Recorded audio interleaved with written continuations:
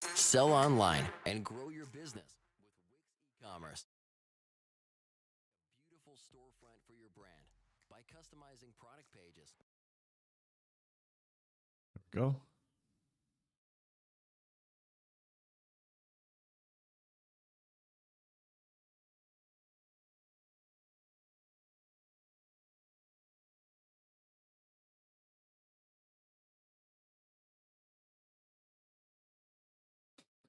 Okay. Make sure everything's working properly.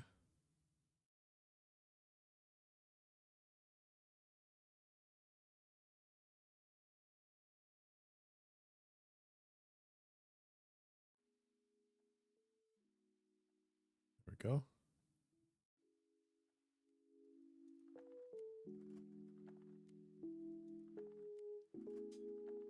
All right. Make sure everything's working properly.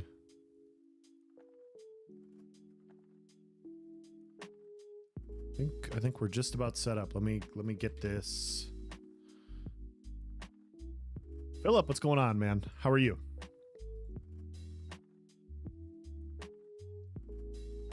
So there was an interview today with Stephen Sharif, and I have not seen it yet.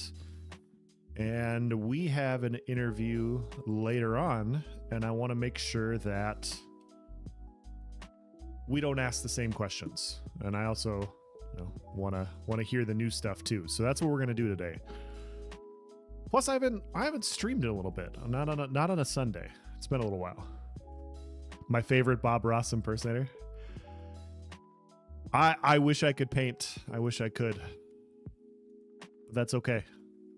We'll just try and keep the same voice, the same tone as we're talking. Oh God, zombies! What's going on? How are you? There we go.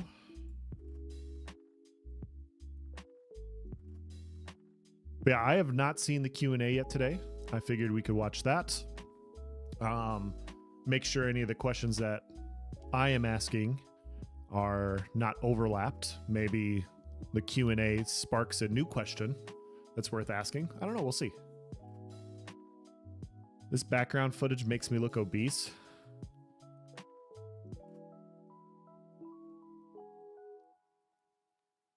Fair. That's fair. Yesterday's interview was great. Today was interesting since all of them were PIs and they got verbal NDA lifted for stream.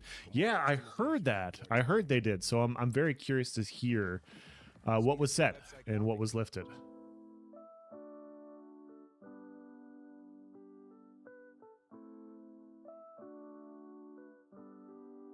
What's going on, Nice? How are you? Yeah, we'll give it a couple minutes and then we'll get started. We'll get this live stream open. I got the introductory ads, so we're gonna move past those.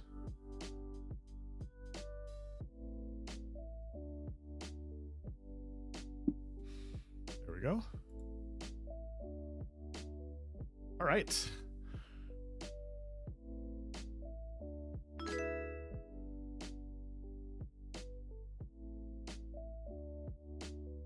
Make sure we got everything set up properly. I think everything's running. Okay.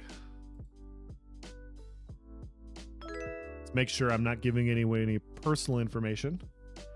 I think we're set there. All right, put this above.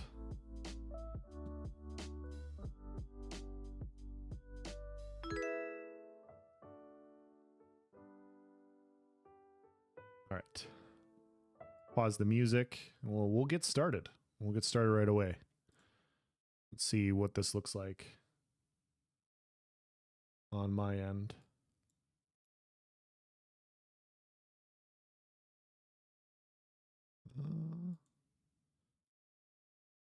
Minimize it just a little bit.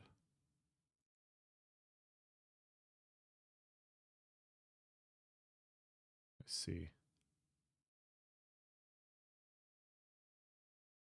There we go. The Vladis interview was great. Haven't seen the Yokai one, but interested in hearing what was said. Yeah, me too. Me too. I am not sure what was said here. I heard that the NDA was lifted. I saw a couple comments, but I haven't watched it yet. And yeah, I said it earlier, but Nice and I have an interview here coming up before Alpha 2. Well, we cannot give out the date or anything, but yeah, it'll be nice to hear what different conversations that Steven has with different people in the community. Obviously, we're all different players. We have different perspectives on things. A lot of these guys are, you know, they're testing right now, so they're going to have a different perspective than I do. They're going to have probably a different perspective than you, and it's good to hear the different feedback. So yeah, it'll be good to hear that. I'll be interested to see if there's anything worth changing from our perspective for our Q&A. But yeah, let's turn the volume up here and let's make sure we have this going properly. Get off and at work, and then I'm like, what? Okay.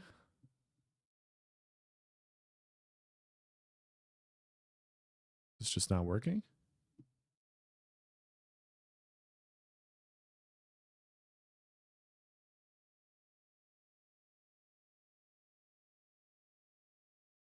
What is happening?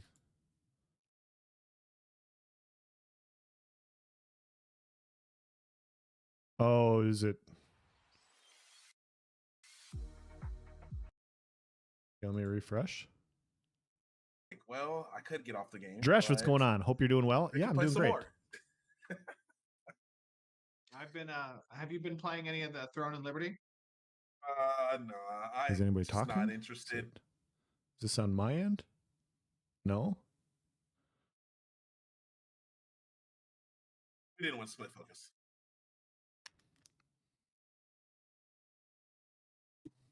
Okay, 1 second.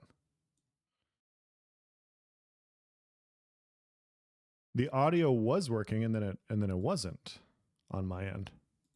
Come on, you.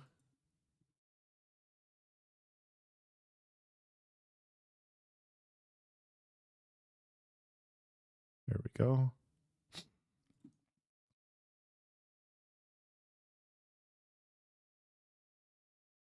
Let's see if it works now. Why is the audio not working?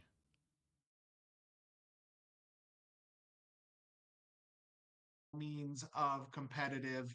Okay. Start off with that you're also in the. I'm also joined once every other week, and then hello and welcome back to the next. Okay, now we got it. Now we got it. It wasn't on my end, I promise. It was not on my end. Episode of the Education Round. Today we're celebrating our episode 200. Been doing this for 7 years now, and today we're celebrating with Steven. That is crazy. 200 episodes. 200 episodes. Wow. How did these all just happen to land? I did a 100th episode with Gladys yesterday. 200th episode today with you guys. How does it land so close to the Alpha 2? That was suspicious. So we did every other. We had swapped around for a little bit. You used to do like. I think Steven is on to what was going on with Vladis, by the way. I think that's the joke we're playing here. So Vladis did a bunch of live streams to get up to 100, and he was saving his 100th for Steven. And when he got the interview, that was his 100th episode. So I think that's what we're joking about here. Like for a little bit, we were doing like once a month. Then we were doing like once every other week. And then I'd said about 2 years ago that I wanted to do one every week. And so we've been on an every week schedule for a while now, and it just so happened to land on 200 episodes this week.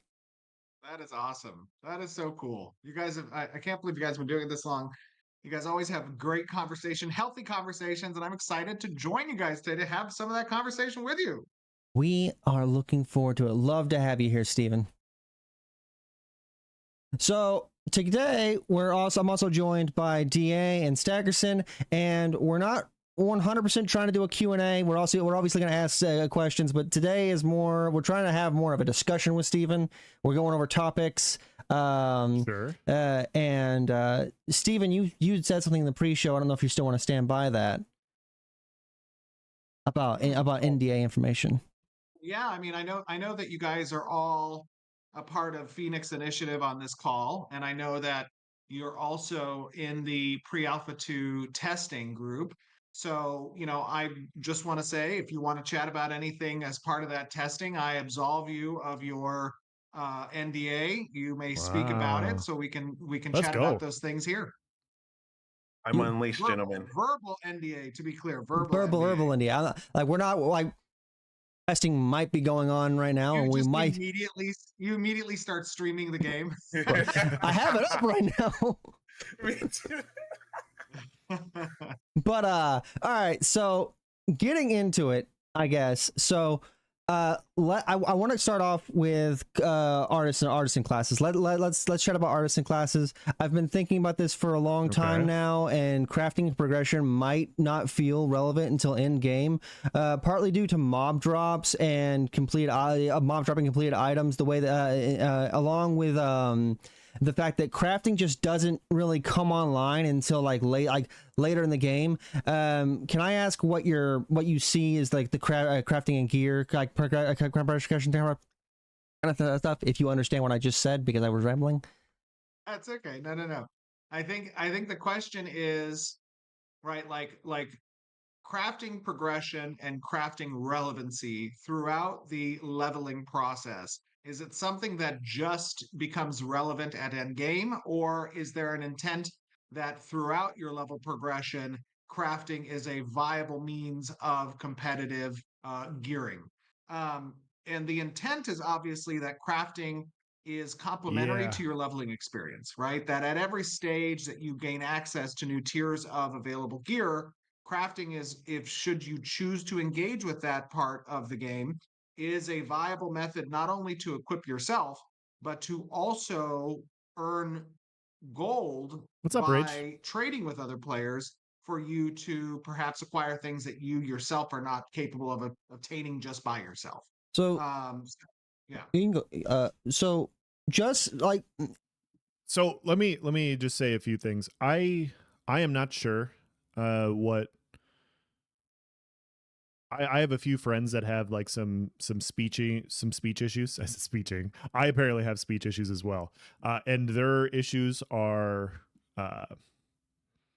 emphasized when they're nervous or they're in a situation that they don't want to be, and so I think that's probably what happened there. Like that, you get to talk to Steven, in front of a bunch of people, and it's just like, let me get this out, and yeah.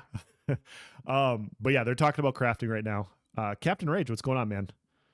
But yeah, I have a good friend that he has an issue with speech where he'll start talking about something and he'll have an issue with words and he'll notice it in his own head and he'll try to say something, and as he's saying it he realizes that he's stuttering and it makes him nervous about it, and it just gets worse. It gets like way worse. And I'm not trying to speak on what that was, but yeah.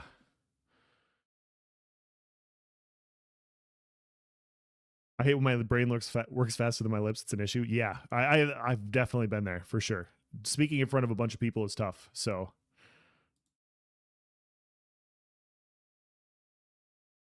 is it not going to work again?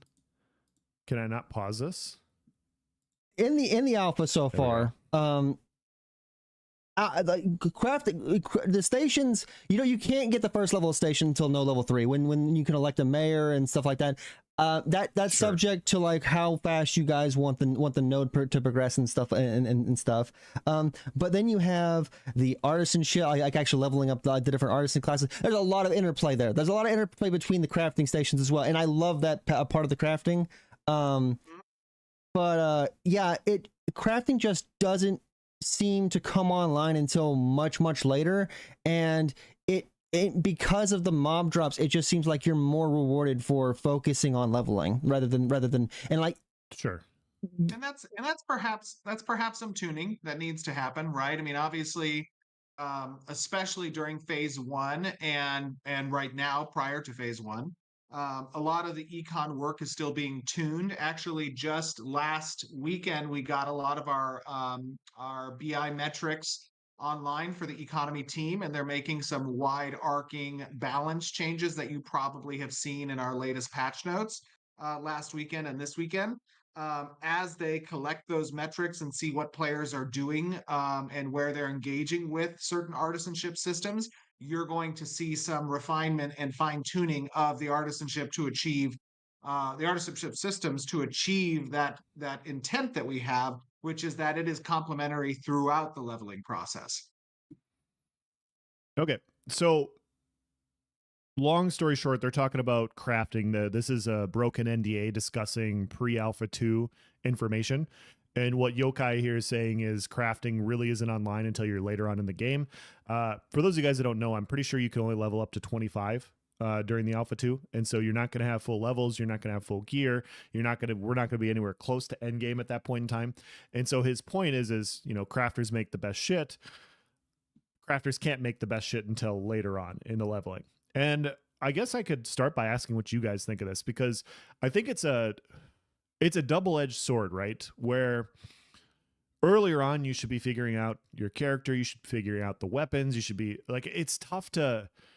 I've played some MMOs where like things come online like as they naturally do. Like you're out doing the quest, you're out doing the storyline, you're figuring out your buttons, you're figuring out your skills, you're watching the story, and then you're picking up gear along the way, and you figure out like how the gear works, you figure out how your character works, and then much later on you figure out about crafting, and stuff slowly comes online. As I've been playing Throne and Liberty for the last week. They just throw everything at you right away. They throw everything at you almost immediately, and it's a lot. Like I had to watch a few videos. Like I had to go back and like watch a few videos on different systems, because Throne and Liberty is just like, hey, we're gonna throw everything at you. That way you know everything right away. And it's not that they weren't informing you. It was just that it was so much. And it was like, holy shit, okay, well, what is this? What is this? And so I could see it from both perspectives. I can see people wanting to, like, especially people that want to get into crafting, they want access to this stuff quicker. If crafters make the best shit, like all that makes sense. But at the same time, I think something can be said for not having everything thrown at you right away to a point where you feel overwhelmed, if that makes sense. I think the intent in this is forcing people to learn the ins and outs of all the systems and features. Yeah. Well, and yeah, but I think it's a fine line. Like maybe you don't introduce everything right away, like at level 10, right? Like some stuff you introduce levels 1 through 10, some stuff you introduce levels 10 through 20, 20 through 30, etc. I think I'm just kind of speaking out loud as we're going through this, because I'm not a fan of what Throne and Liberty did personally. But I mean, I figured it out. We moved on, but it was a little overwhelming at first, in my opinion. Yeah. And like I said, like I really enjoy the interplay that goes on there. It's just the different station, like having to get the different stations online. Having to become mayor of the node, having to get level 3 node, having to become mayor of a node, having to get those buildings made, and then processing's a giant bottleneck for that thing. And then for a test there, you guys had it where drops period were very like limiting, and but like it's changed, getting gold a little bit more forgiving now. It feels more rewarding. Like that was a small change there, where like 1 week it was grind hell, and then the other week it was, oh, I'm grinding and I'm feeling a lot more rewarding for doing things. Yeah, so to give you some insight there was a bug in how we treat the drop tables based off of level disparity with you and the target mob. So, you know, obviously if you go and you kill mobs that are 9 or 10 levels beneath you, we don't want to have you have the same chances of the drops that you would if the mob were closer to your level. And there was a bug with how far we were deprecating those percentage chances, which made it really feel like you weren't getting a lot of drops a couple of weeks ago. But as you said, as you saw in the last week, we adjusted one, that bug, but two, some of the drop tables. So you can expect that, like when you think about whole item drops right now off of mobs, it's anywhere from like 2 to 4% chance on an individual mob kill that it might drop a completed item. But the majority of those cases are going to be basic white, low quality items that get dropped essentially. And you don't have control over some of the stats that relate to that item. Whereas what crafting provides, and to be clear, like, yes, when artisanship really comes online, it is at the nodes, it is at stage 3. However, there are some initial stations that you can interact with both in Lionhold as a starting area to introduce you to artisanship from a gathering perspective. And there Sure. are some outposts outside of Lionhold that you can be sent to interact with as well. So there's some onboarding, some Fatui systems. But generally, yes, you're right. It comes online really at stage 3 of a node. Now, Okay, really quick pause. We're gonna read some chat here real quick. On you can experience something quickly, but to understand how to leverage it to your advantage properly, it takes time. I completely agree. On the other hand, I like having crafting when the gear you can craft is usable. I don't want to be level 30 crafting level 10 gear. That's a really good point also. Tough to gather enough to produce your own gear while leveling. Sure. Yeah, it's... I'm trying to come up with an example for this. So ESO, for instance, ESO has different quests based off of different, like you have your main story quest line, you have your regional quest line. It's been a long time since I've leveled, but I leveled so many times I should remember it pretty well.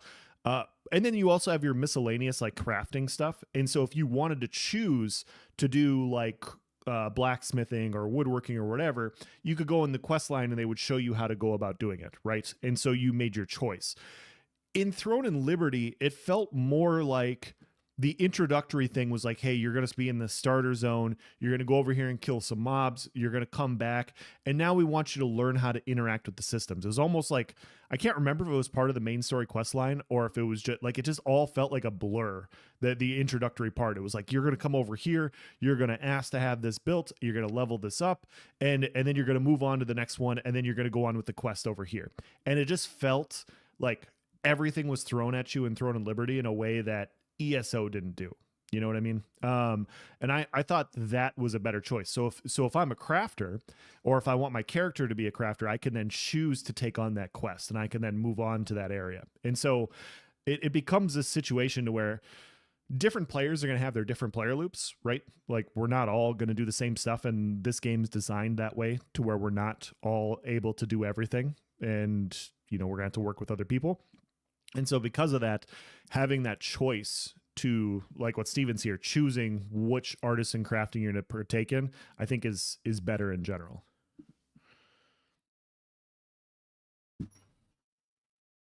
But yeah, that's more what I was talking about. Is just, I guess, shitting on Throne and Liberty and how overwhelming it was in the beginning. how long does it take to get to stage 3 of Just a node? kidding, guys. Like I'm enjoying Throne and Liberty. I was just Something kidding. that It is was a joke. still being fine-tuned as well. But generally, you can expect that within a day or two of the server opening, there's going to be a stage 3 node somewhere. And then from there, it's going to be through the process of the election Nepty, of the what's up? mayor, of the selection of the building types that you can construct, that people get to advance in certain directions. And that's important because the specialization makes nodes relevant to certain groups and irrelevant to other groups. And that specialization is how you determine traffic to the node. So Sure. so I think it's important to do, but to the crux of your question, how do we want artisanship to interface with players? We want it to be complementary to the progression of their character, right? So it is a valid choice that they can make early on and start to excel in through gathering and processing these things and acquiring recipes, and then either equipping themselves or selling it to other players. Like, and I love that vision. I want that to be the case. I'm not saying you guys can't do it. Personally, I can't see it right now just from like experience with other games of having mobs draw. And I think it's been a point of conversation within the community as well ever since the Firebrand stuff and for a while before that. But like mobs dropping gear, you're just leveling and you're using that gear, and it takes away from the importance of crafting, and so it makes it to where crafting doesn't feel like it becomes relevant until in game, because you're also spending gold on that. It takes time and stuff like that. So I do love, I do want to see that vision come online. Yeah, Go ahead. You go, Dan. I was just going to say, from the perspective of somebody who's not necessarily as much into crafting as others, I will say it does feel good to get those completed drops. One of the things that you could possibly do to make that more involved throughout that process is just having so you guys introduced like set bonuses and sets for a lot of different monsters. That's one of the things that we noticed with the PTR, and we were ecstatic. We were like, oh my god, like we have these full set bonuses and things like that. So I think just if you to incorporate that, maybe have more of those materials drop regularly so that people can go run back to the node, craft a piece for that set, and come back. That's one of the ways that you could possibly do it. But like as a non-crafter, I would say the current system does feel really good as far as rewarding you throughout that leveling process, and still being able to keep up with the carrot on the stick, if you will. Yeah, I mean, what you described about like material components dropping, that's all a part of our original intent with how crafting interfaces with adventuring, obviously, right? Balancing that is something that's going to be tuned as part of phase one. It's a very important, aspect of testing and reacting, especially for the economy team.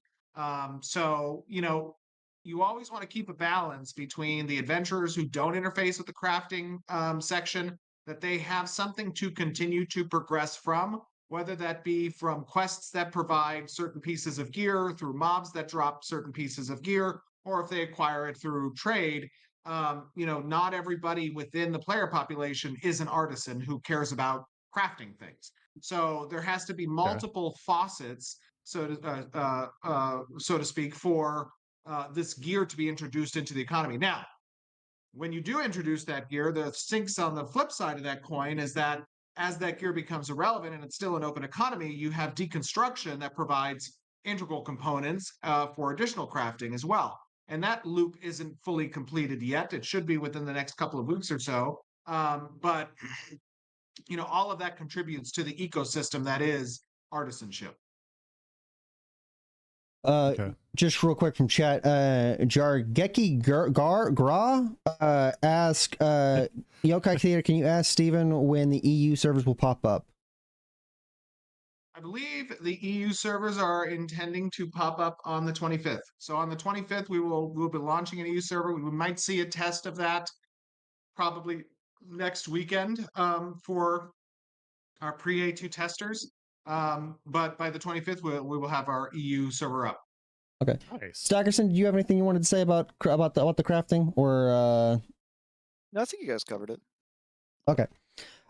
Next up, from Princess Kenny, Princess Kenny brings up a great point. With enemy of the state system no longer being an ashes secretion, how can mayors protect their nodes from potential rivals using infrastructure like siege crafting stations, smitheries, and armories to prepare for attacks? It feel pretty frustrating to work to build up a node's resources only to have enemy nodes leverage them against us. Are there any mechanics in place that could help mayors significantly safeguard their node infrastructure from these kinds of threats? Well, nodes aren't meant to gatekeep other players who are not. I hope the pocket dungeons have some finished gear in them. I think this will help some people who don't have that strong guild support. I agree.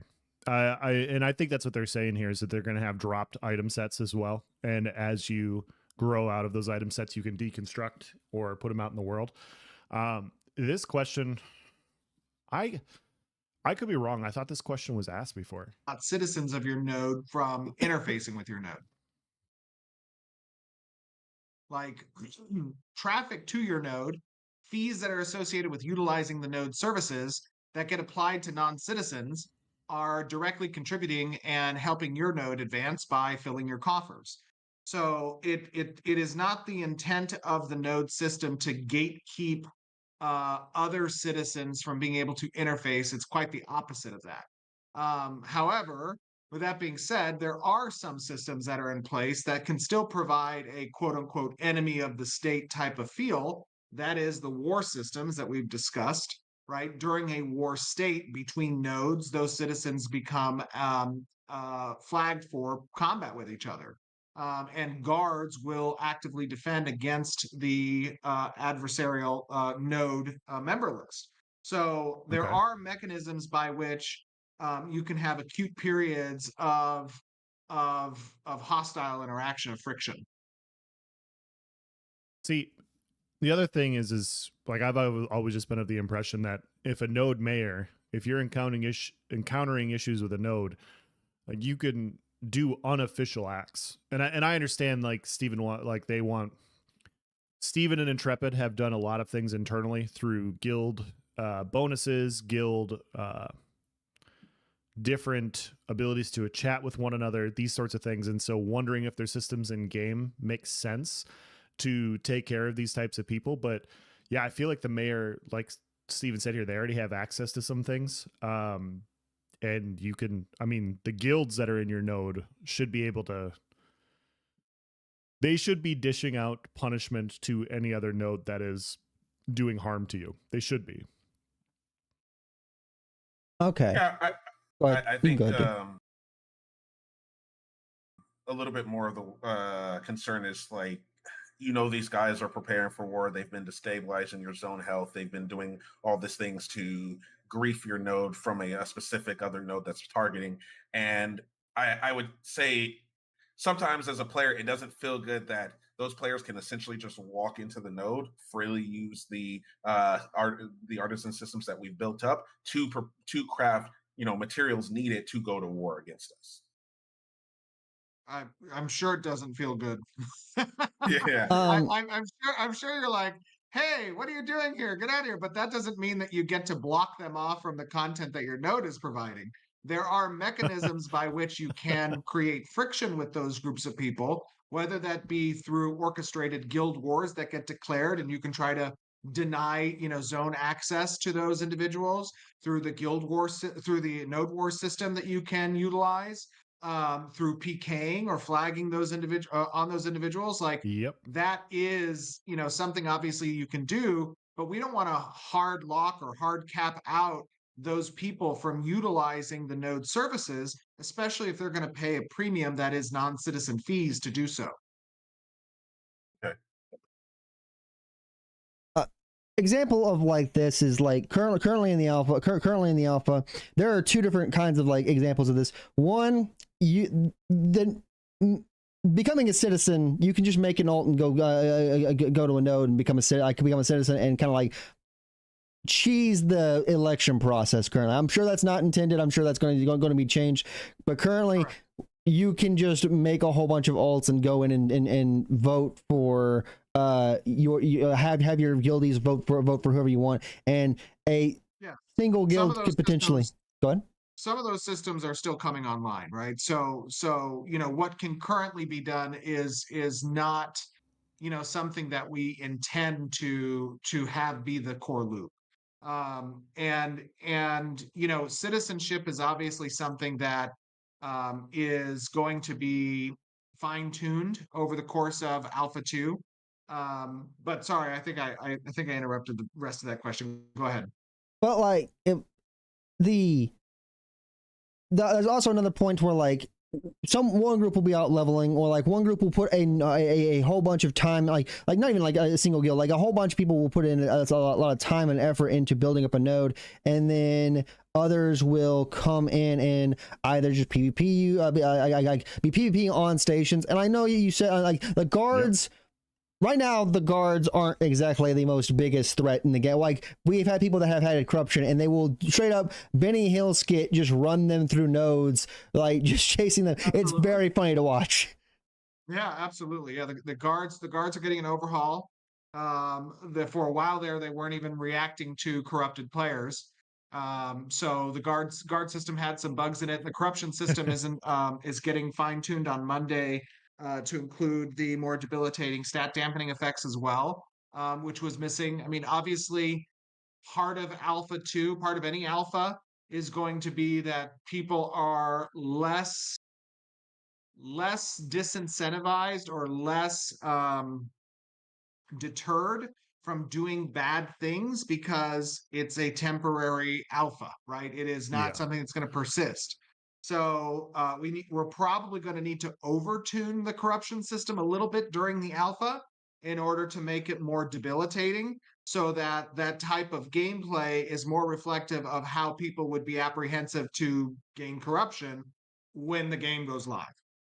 Yeah, Yeah, I think this is an interesting conversation because it's going to be tough as players in Alpha 2 with not fully maxed out characters, with not fully maxed out gear, all these sorts of things. And then also we have a lot of systems that are coming online as we get further on down the road, trying to figure out exactly the crux of a certain situation, right? And so corruption can be, I've said this multiple times, I love the idea of a corruption system, but if the penalties aren't harsh enough, it can be really bad. If the penalties are too harsh, it's basically non-existent. And so you have to tweak that dial in order to get it to a point to where it's a useful tool. And corruption, like what Steven was talking about here in this situation with nodes and having people from other nodes utilize your systems and make weapons against you, a corruption system can be utilized to drive those people out. Like if they're going to come in there and try and craft your stuff and make stuff in front of you to fight you with, just fight them right then and there. Right? Like, okay, like we know what you're trying to do. Like, we're just going to take your stuff down. You want to come in here with supplies? Okay, we're going to kill you. We're going to take your supplies and then we're going to make some stuff. So thank you for the free stuff. Right? So, yeah, but the issue with Alpha 2, of course, is, yeah, it's not a fully online system. It's a lot easier to get to level 25 than it is to level 50. This is why you guys are here in this chat, is because I'm giving you guys groundbreaking, thought-provoking stuff like that. That 25 comes first before 50. But it is just easier. It's just easier to level up to an end game perspective and be competitive in an Alpha 2. And so the penalties for corruption are a lot less steep in that type of environment. And so it does make sense that you're going to encounter certain situations that won't really be realistic when the game goes live. And trying to weigh those two things is important. It's important to try and figure out what's going on there. And so, yeah, I love the idea of systems in the game, but sometimes when systems overlap one another, they become, repetitive. And so trying to see like, hey, do you have access or tools to accomplish what you're trying to accomplish? If you already do, then there's no point in making another system. Has anyone asked about PvE servers yet? I will be asking, Sawman, I promise. Just kidding. I will not be. The slap on the wrist doesn't hurt it. It doesn't correct. It needs to be punishing. Yeah. And, I may or may not have seen some stuff, and I may or may not have seen some corrupted things. And currently it looks like it's a combination of, this is Alpha 2, right? Like what I have seen is the level disparity is quite drastic. So like a level 5 versus a level 1, the character disparity is quite a bit. And even when you suffer corruption, if you're fighting people on that level, like you're still able to just punish that lower level. And it's only for a short period of time right now and everything, but it's one of those things where it's like, yeah, that's probably not gonna, like, as you advance your characters and as you get, further along in the game and it's harder and harder to find levels, those punishments take longer to work off. But early on, it's a completely different thing. It's a wild, wild west situation. Vladis did in his interview. You're not titillated with the newfound info? Yeah, 25 before 50. You're welcome, guys. On the current iteration of the corruption, I know a lot of you guys who are viewing this have had thoughts about it, but corruption right now feels really it's good. Very punishing. If you're worried that it's going to be, go ahead. It's punishing, and one of our guys went red, and we ended up just hunting him down and killing him because he was just easy target. And he's like, I dropped 3 pieces of my gear. And, we were like, yoink. Oh, man, that's a really nice shield you got there. That's a really nice.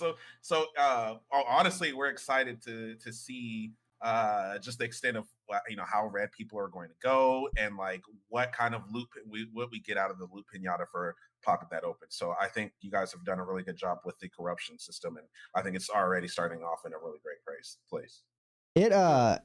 It's also, like it's a very big thing to kind of work off corruption. Like even with level 1 corruption, it'll take you a good little bit to work it off. But But yeah, corruption's in it. It might be like there's a lot of things in the test right now that I think people will be very knee-jerk reaction to, and I think that's valid. I think that's valid feedback for that. But I also think that people need to also play.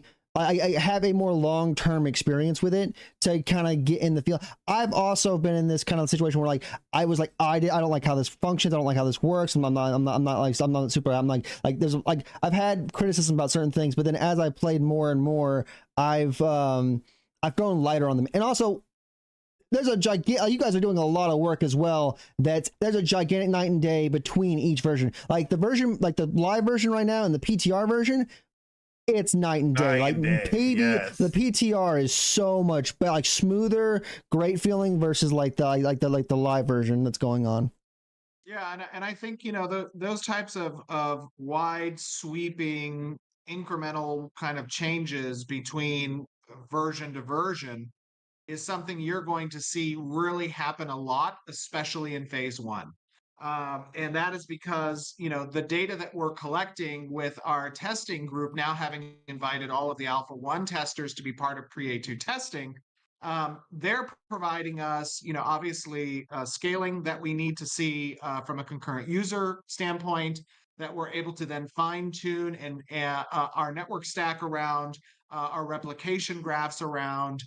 We're finding memory stumps, we're finding memory leaks, we're finding issues that at scale become much easier to find, and even with real players more so than what we find with our bot testing, and or with our QA testing, right? Because QA works in conjunction with our bot testing as well. So it has been very instrumental to have you guys as testers, all of the A1 testers participating, especially so religiously over these past month, 2 months, because we're getting a lot of headway. The team is testing and reacting every day to it. I think that, and I guess I'll ask this from Twitch chat. Gunnel Twitch at Yokai Theater. Best gear will stay inside my apartment until guild activities. I could see that for sure. Yeah, like losing some top end gear may be very, very punishing when you go corrupted. I could definitely see that. Confirmed games full of bots. Bots burden is gonna be thrilled. Yeah.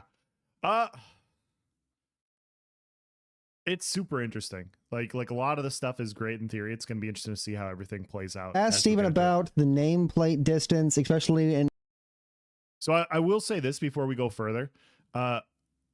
What Nice and I decided to do for our Q&A is we decided to not really ask any questions about Alpha 2, because we're not pre-Alpha 2 testers like these guys are. We don't have that sort of feedback. A lot of the questions that we would consider asking, these guys might already know. And it's one of those things where, like, if we ask one of those questions, we're going to find out in a couple weeks anyways, right? When the 25th comes out, if the funny question I've been asking is like, well, how many potions can we carry, right?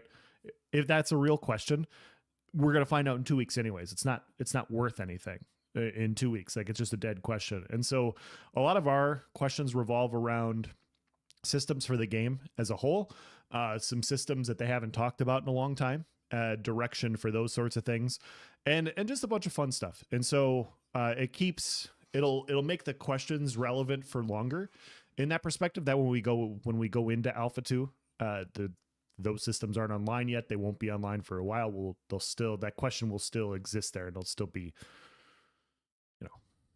theoretical until that stuff goes online.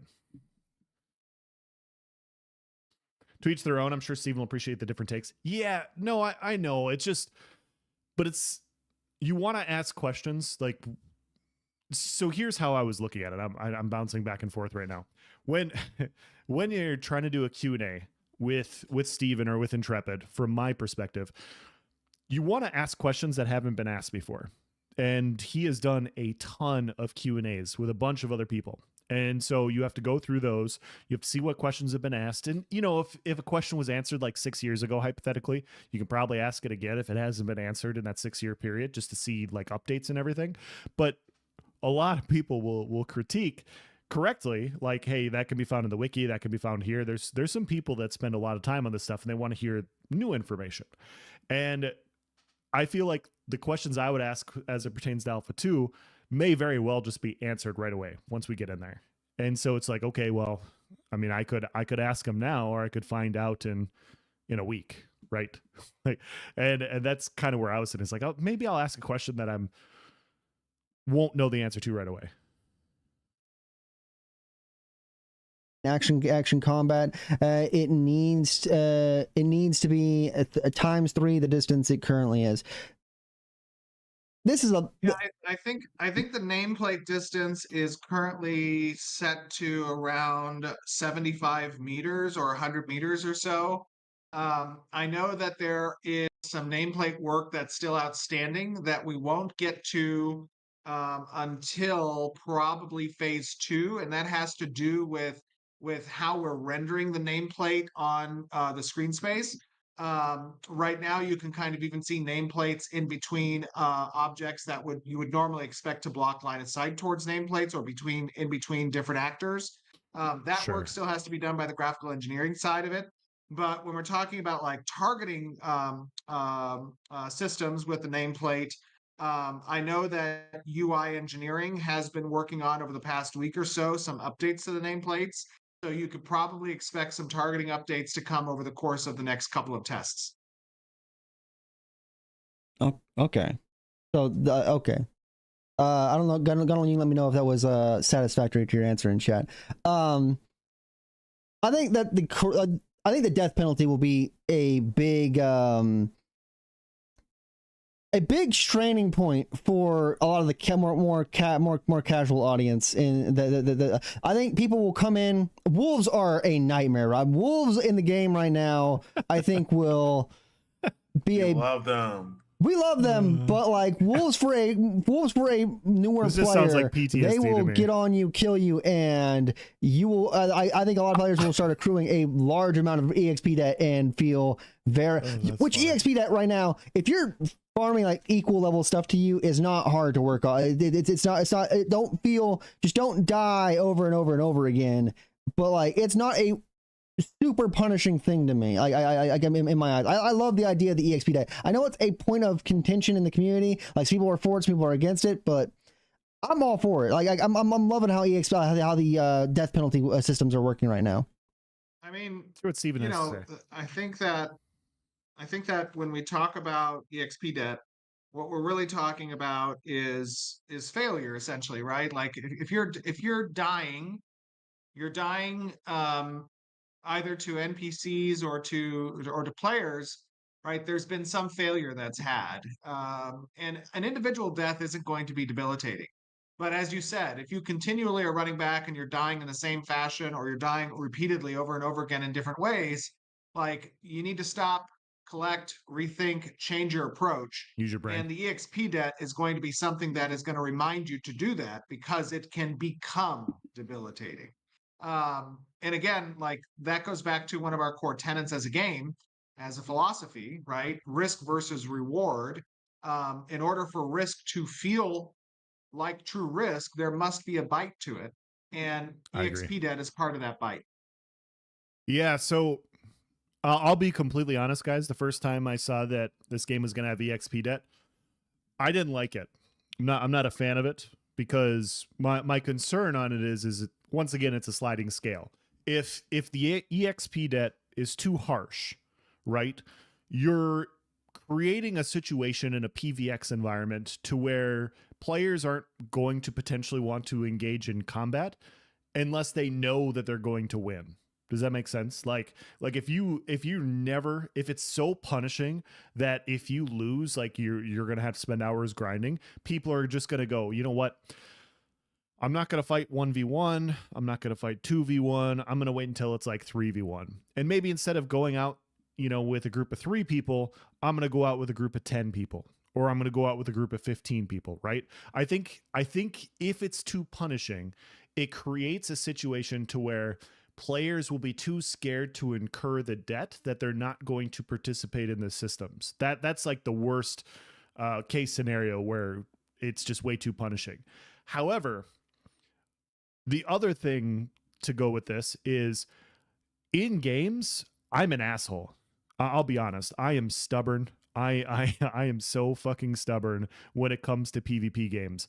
And I have had situations to where I've gone after the same group for hours. Like I've gone like I want to fight them. They're bagging, they're talking shit, they're doing all these sorts of things. And I'm like, you know what? Screw you guys. I'm going to keep coming back. I'm going to keep fighting. Right. And I will continually go back because if I think I can win, I'm going to keep trying. EXP debt stops people like me from continually creating a situation that has already been resolved. If I'm going back for an hour, that means I've lost multiple times, right? That means I've already lost a lot. And so from my perspective, looking at it, I was like, okay, cool. Yeah, it can be punishing, and you want to make sure it's not too punishing to where people are just like grouping up in large groups. But at the same time, it's a huge deterrent for people that just want to troll groups. Like imagine you're in a guild, like you're a good guild, right? And you're farming this specific boss in an area and you're doing well, and there's just a couple gankers roaming around just griefing. Like they're just trying to kill you, they're trying to be annoying because they don't like your guild because you're just better. Now they can't do it for hours on end. They can do it, they can try. If they lose, then they incur a penalty for losing, and it resolves those griefing situations to where the fight ends. Eventually there's an outcome that is found to where one side or another decides not to do it anymore because it's been too punishing, if that makes sense. And so I think that's the cool part about this type of systems is it doesn't stop. It doesn't keep the wheel spinning of just nonstop annoyance with certain situations. There is a finite end situation depending on the outcome of whatever happens, which I think is a good thing. Odd time you die when you bite off too much to chew, you just try again. Yeah. Solo guy can still ruin a group's night if he can drop a few of them each time. Absolutely. No, absolutely. And that's the thing is if he's winning, then the other group may decide like, hey, you know, maybe I can't stay at the boss anymore. I've died 5 times. I'm taking so much more damage versus this boss. I got to go. Right. And so your group has to be better for dealing with, you know, one ganker or one person, or maybe that player's better for whatever reason. And so regardless, the outcome is solved, if that makes sense. Like there's a winner.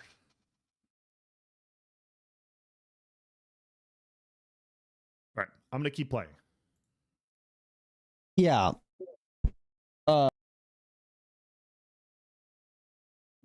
I'm going to try to keep playing. Come on.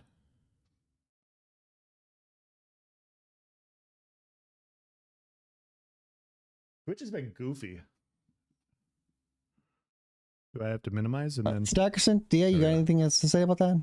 so weird. I like the EXP debt. I think one of the reasons why for you, Yokai, it doesn't feel as No, I like it. I'm saying that I think okay. more casual audiences will like die to wolves and fucking. Okay, yeah. I like EXP debt. I think I just said yeah. I think players just have to be educated that doing a little bit of some monster grind to work off that debt is just going to be part of your experience. You're going to experience death within the game, and you're going to have to work that off. It's, you know, I think that was something a little bit more akin to older MMOs where, you know, you have these like, hey, I'm not doing anything. My processing is queued up. Let's go grind some mobs to work off some debt. And I've done that in the past, and I think it's a good way to just keep people in the open world doing different things.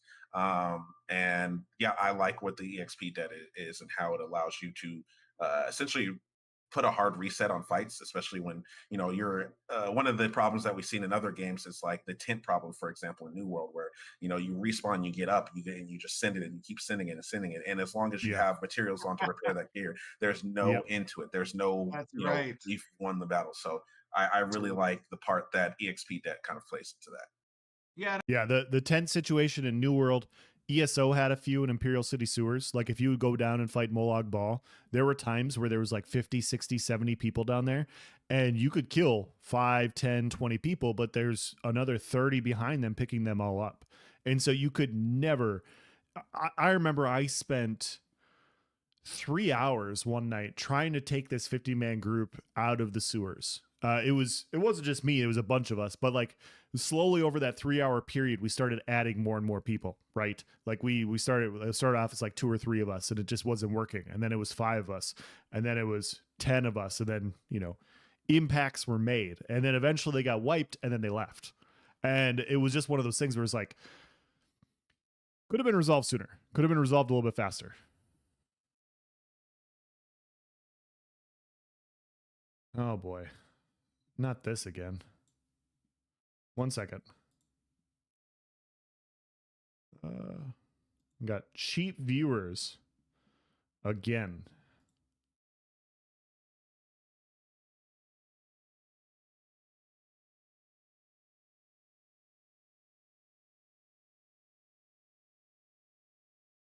There we go. Yeah, I had to go into Twitch in order to ban him. My bad. And I mean, just to be clear, to capitalize on what you just commented there, DA, like at some point, the risk will become so debilitating that there will be a definitive victor, right? Like an engagement that you just described. Where You can tell I haven't seen this face yet because they're rolling literally and saying you're what I've been constantly talking about. responding and running If back. I and knew as they were long going to as you say have this, the I wouldn't have said resources, anything. which in a majority of game, those resources are somewhat trivial in order to acquire. So it can be somewhat infinite. There really is no decisive, hey, I've wiped the floor with your group so many times now that you cannot even oppose us anymore, right? And so I will win this engagement. You will go recoup, pay the debt you need to, and we'll face each other again at a later engagement.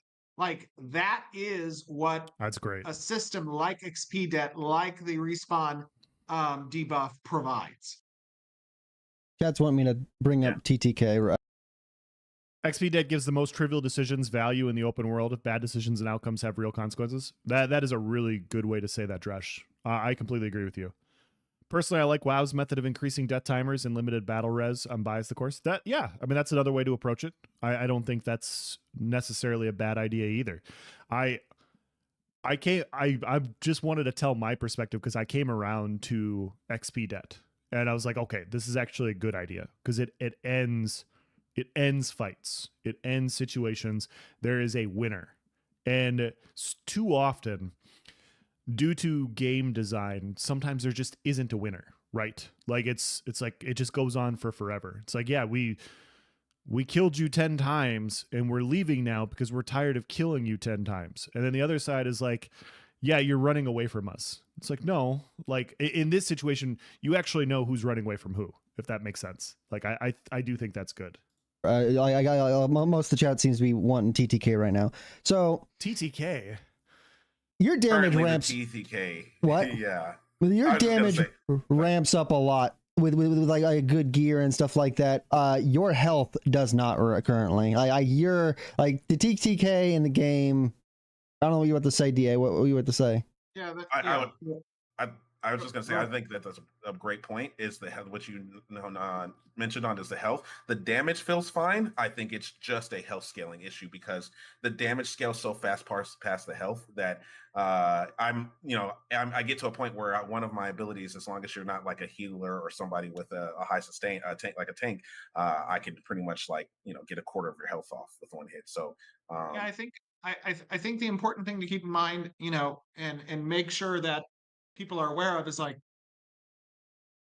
the data, the sentiment that we collect on TTK or any other tunable stat.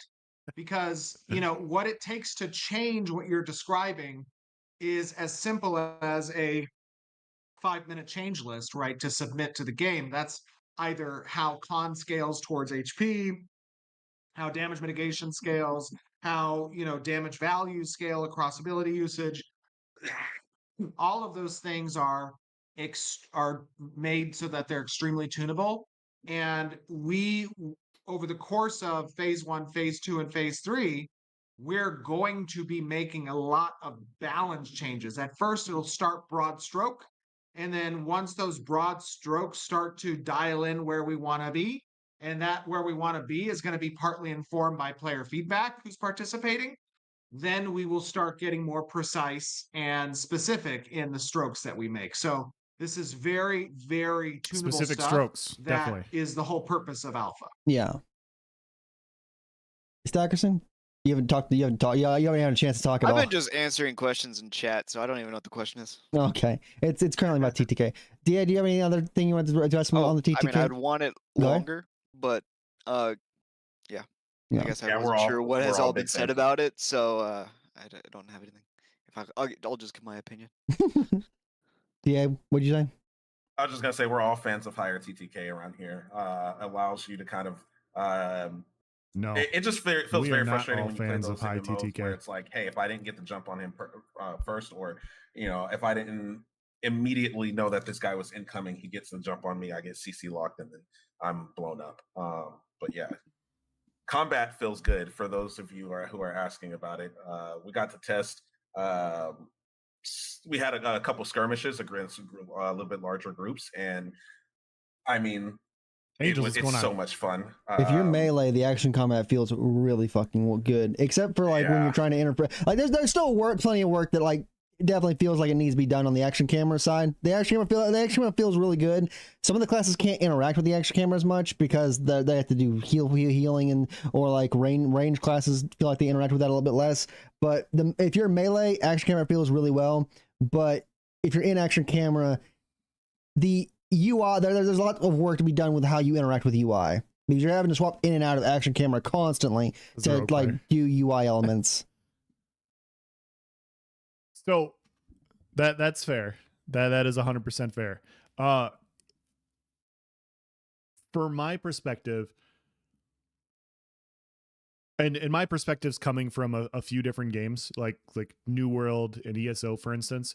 In those games, due to cross healing that exists, time to kill was just way too high, and it became a situation to where literally like you could stalemate. I have fights in New World where I was like fighting 2v7, and the 7 couldn't kill me and one of my friends because we were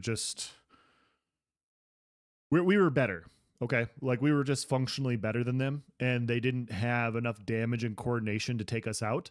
But at the same time, we couldn't kill the 7 because they had 3 healers. And anytime we would focus one healer, the other 2 would heal that healer. Anytime we'd focus one person, the other 2, all 3 healers would focus that person.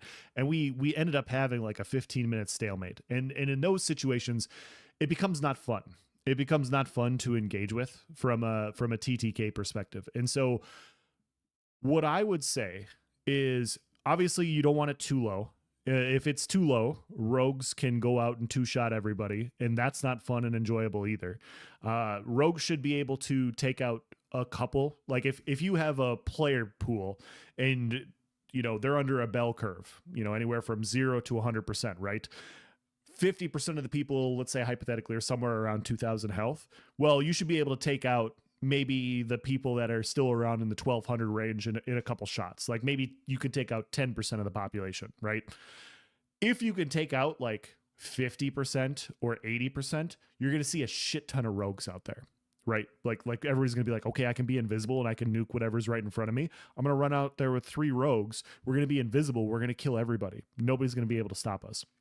And so it's that balancing perspective to where I like lower TTK to where even with cross healing, you can still burst people if they're not playing properly. But at the same time, you don't want to make like gankers so ridiculously overtuned to where literally everybody's like, I'm just going to roll a ganker. That's my perspective. I'm used to swapping in and out of targeting modes for UI because of Guild Wars 2 and Throne of Liberty. Yeah.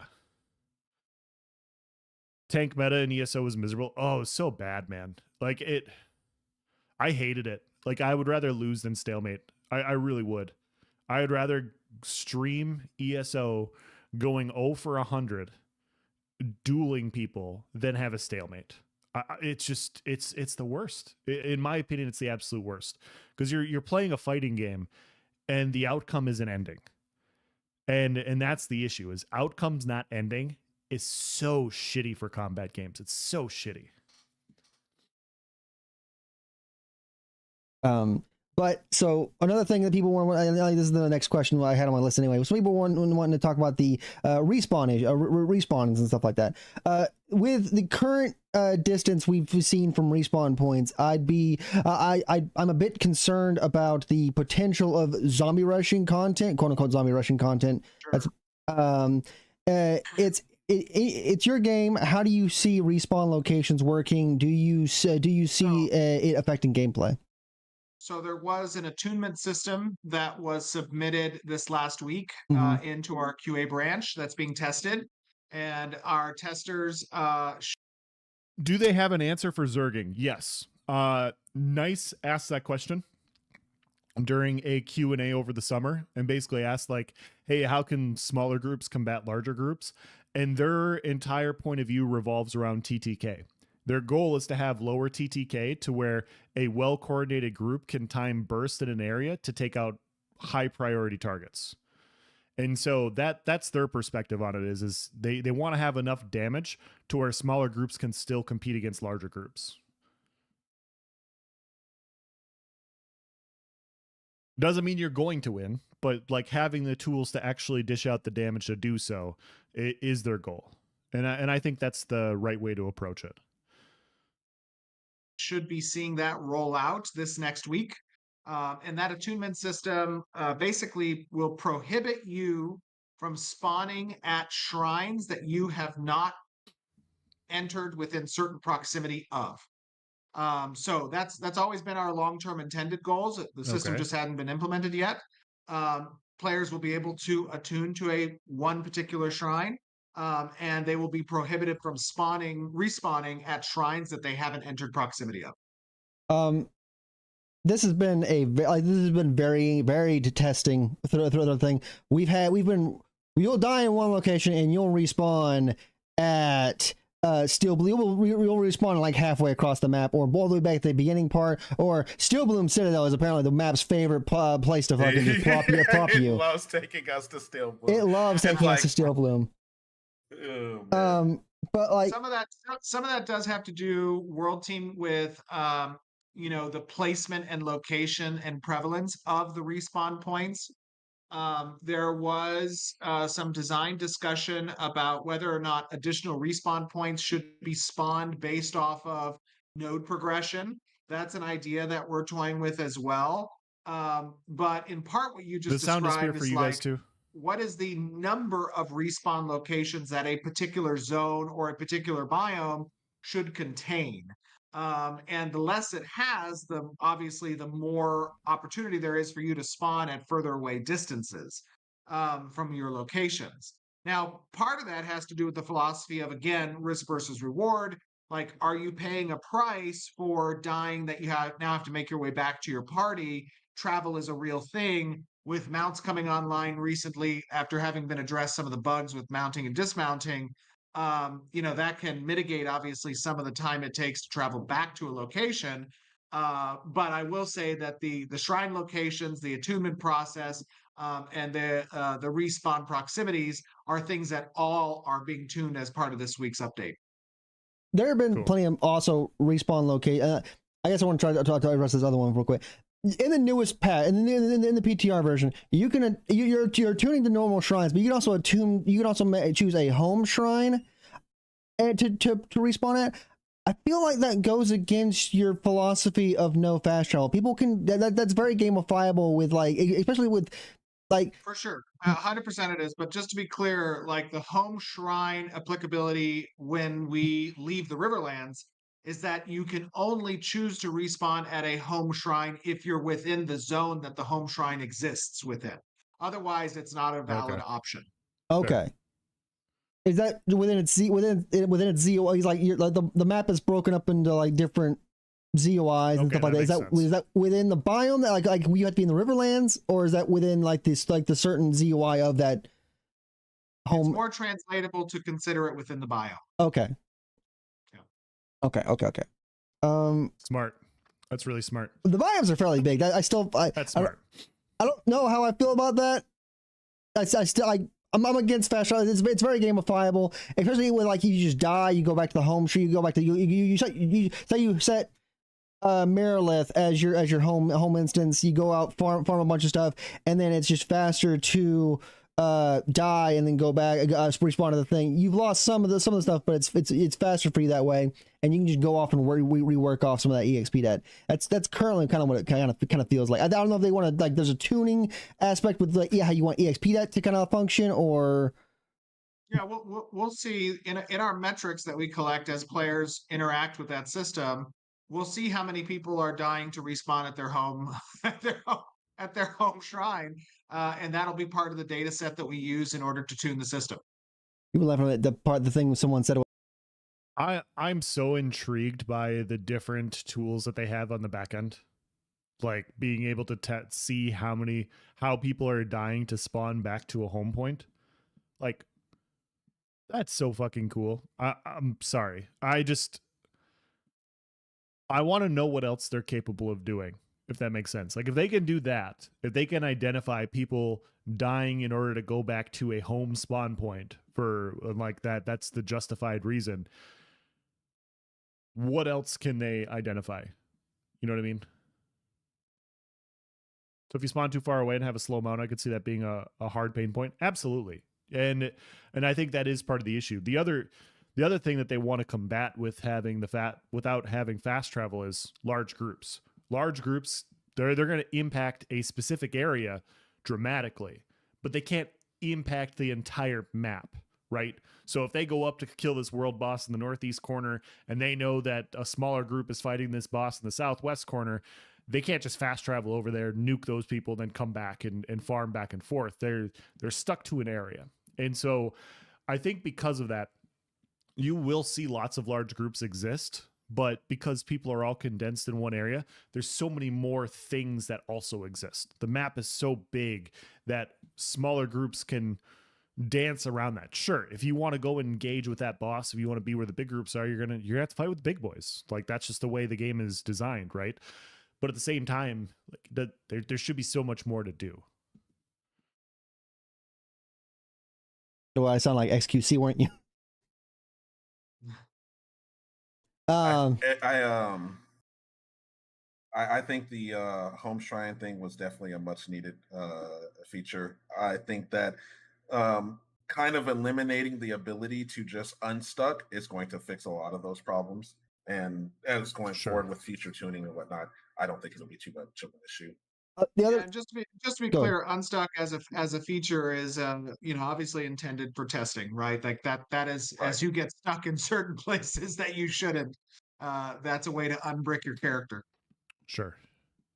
With the other aspect of the respawn thing of the respawning is there are another two parts I want to talk about this, but like with the when you die, you can sometimes spawn into areas that are influenced by, like, that have mobs around them, and mobs can sometimes just like murder you as you're reviving, kind of thing. And then also in PvP as well, there are a lot of times where the fight just doesn't seem like it ends until one side is camping, so whoever initiates that, one side is camping camping the spawn point. And I'm sure that's not intended for like the spawn locations, but Are you talking about corruption? Like people who are going corrupt spawn camping you? No. Well, Let me pull this up for you, Nepti. I completely agree. Nepti here says fast travel kills so many games, especially a game like Ashes. I couldn't agree more. Let me pull. Come on. There we go. Let me do this, and then I will go like this real quick.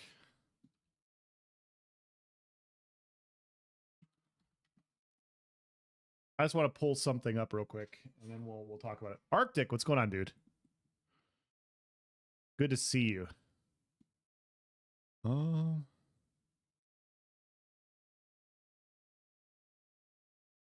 There we go.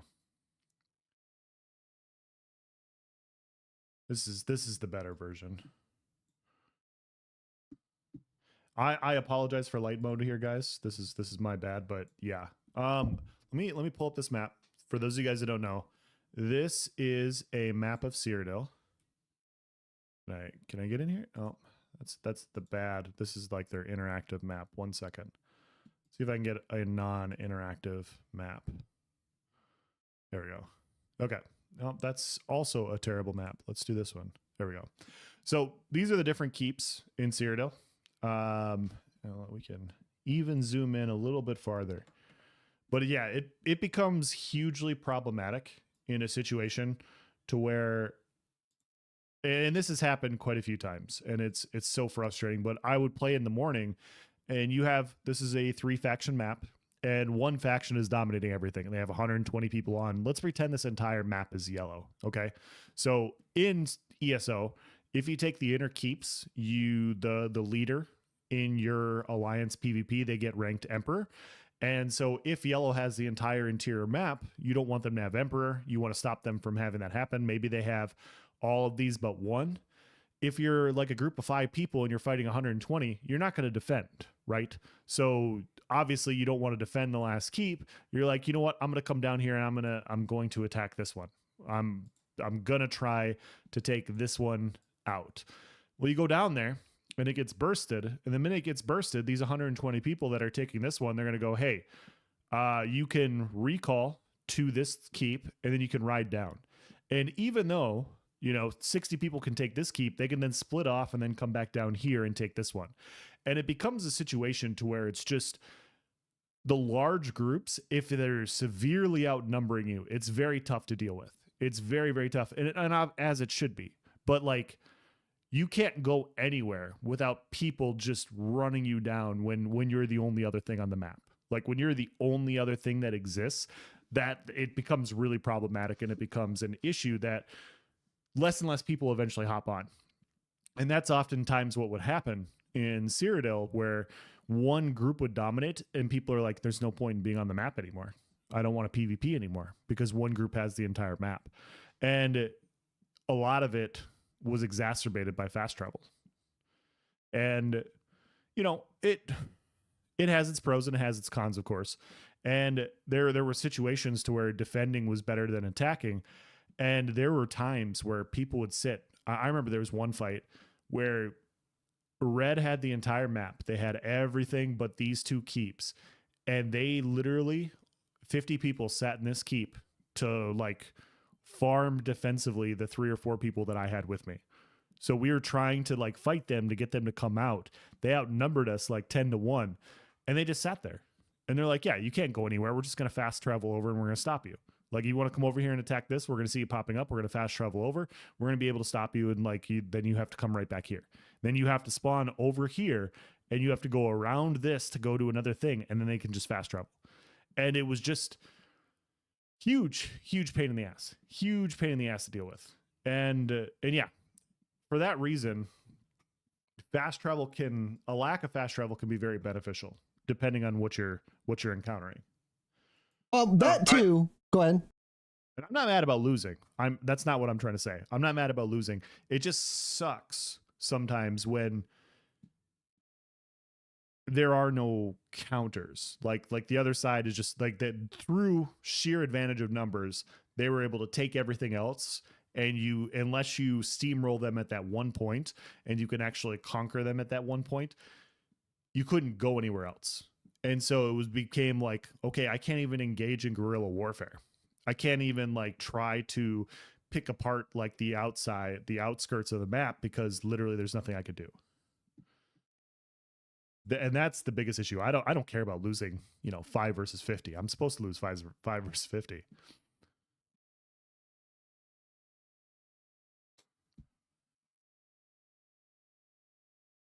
Playing Throne of Liberty has been weird because the world is gorgeous, but I never get to see it because I'm zipping all over to their points of interest. Dude, Throne of Liberty is very pretty. It's very, very pretty. And I completely agree with you.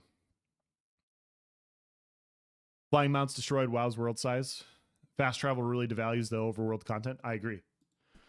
I was just gonna say, I think he's and there's a give and take referring for to the fact that like when you're fighting that battle, and as people kind of trickle in at the rate of what they trickle, at the distance that they have to walk back to get back to the battle, a lot of times that it feels like the battle turns into we won't completely win this until we push to the spawn point and then have them at the spawn ready. Ben, what's up, man? Good to see you. And I think a lot of that is going to be alleviated, Yokai. Just arguably, I think a lot of that's going to alleviate itself when EXP debt is something that that threatens players lot more, especially when there's a lot more persistency on their characters and whatnot. Right. And I think the next biggest thing is just having kind of like an Arcade where those Nui statues where you couldn't attack people by them. I think that's PvP suppression zone. yeah, Yeah. yeah, yeah. I think Yeah, those two things. the suppression zone tech just came online a couple of weeks ago for the desert biome and for the tropics biome. And that also has PvP suppression available to it, which will likely be applied within a close proximity of the respawn shrines. Okay. I guess the like last part of the respawn shrine thing is that like, say you're you're running a caravan or you're doing world boss content, you're doing Carfin, and you're respawning at the nearest shrine kind of thing. If you're one of my concerns with that has been that if you're respawning at that at one of those things and you're just rushing and you're rushing in, it doesn't give like I think people will have like that tunnel vision brain where they'll ignore their EXP debt, and then the winners won't. When the winners of the fight won't feel like they've had a chance to like really revel in the win in the victory. Like they won't have like a chance to like really get away with the like have a chance to like start moving the caravan and stuff like that.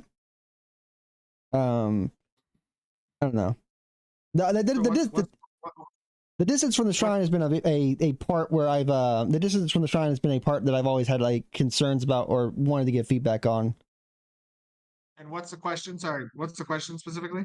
I don't think it's really a question there. It's just me making a statement. Oh, okay, got it. That's funny. Yeah, I mean, I love how Dark Age of Camelot in its base game forces you to run from one of your starting keeps to get back to the front lines. I've come around to the idea that it's just hugely beneficial as long as the world is engaging, right? And there's no easy like this is better. It's like this is better if. And Arctic brings up a good point here as well. Overworld content gets boring after doing the same stuff 100 times. I do agree with that. I think that's a great point. Like if you don't want to be in the same area just grinding the same content over and over and over again, it gets really boring. You want to experience new things. And I do 100% agree with that. And if the map is big enough, it doesn't allow you to rubber band back. Like if you're hypothetically, Nastiest, thank you for the follow. If you're in the Riverlands, like we all will be for the next year, if you're in the Riverlands and you're experiencing that and you're like, you know what, I want to go to the desert biome, I want to go experience this. I do think it's a good idea that yes, you can go out and explore, you can go explore the world, but you incur a cost of protecting your home node if you adventure too far away.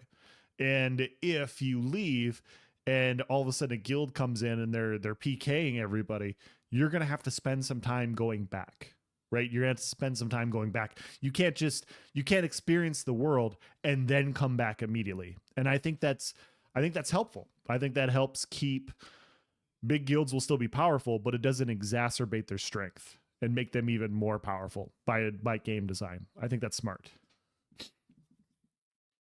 XQC is riffing at Steven. Apparently he got called XQC in his chat. That's pretty good. Blackout Fast Travel will help people stay interested in their regional content.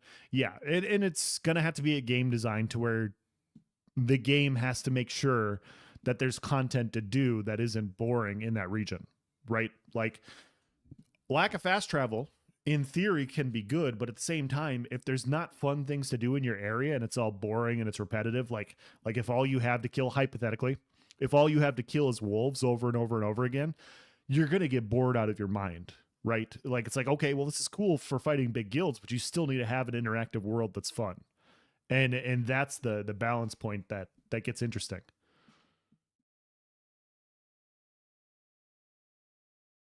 Again, like those systems specifically with regards to like respawn shrine, the experience debt, the corruption issues, the PvP suppression, the attunement and distance, like those are all kind of intertangled. And Sure. that's part of the tuning process, right? That's part of us testing and reacting. A lot of these issues that you mentioned are issues that we obviously see that are being addressed in one way or the other as an update that people will get to interact with and we test the tuning on. Yeah. Someone asked in chat if dueling will can you ask if we are going to get a dueling system so we can so we don't have to run to the Badlands and to Did Nice ask this? Let me check. Was this a nice question?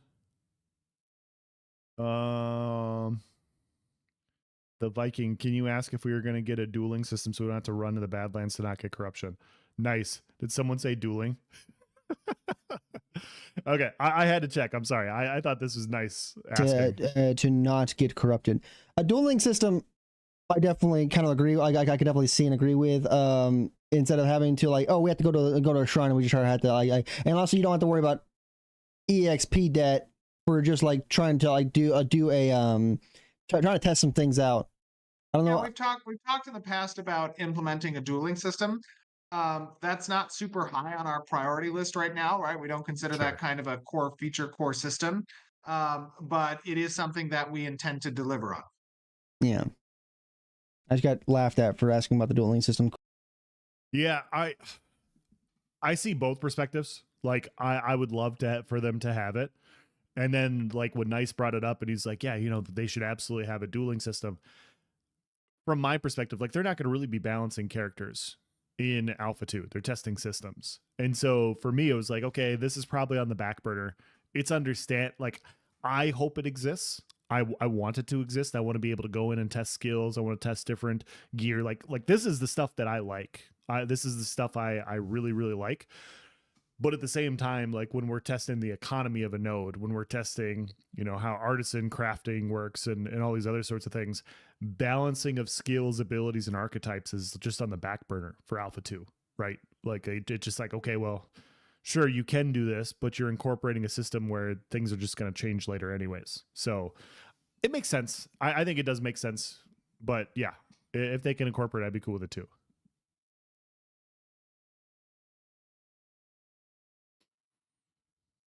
I think what people keep forgetting is that everything that is tested can be changed, like the distance on the corpse run or whatever. I think often people get caught up with the nitty gritty of these. Yeah. There's a lot of, it's tough, right? Like you want to provide feedback and stuff, and there's some stuff that's just slider scale, like corruption. Like, hey, corruption's not punishing enough. Okay, well, let's make it a little bit more punishing.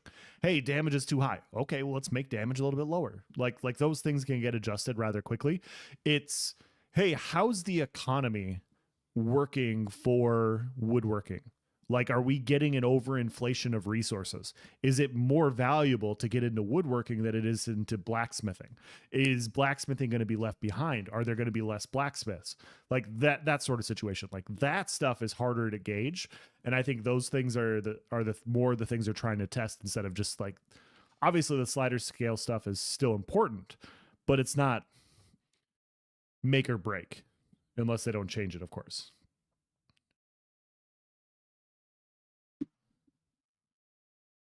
The question because apparently it was asked on the official live stream.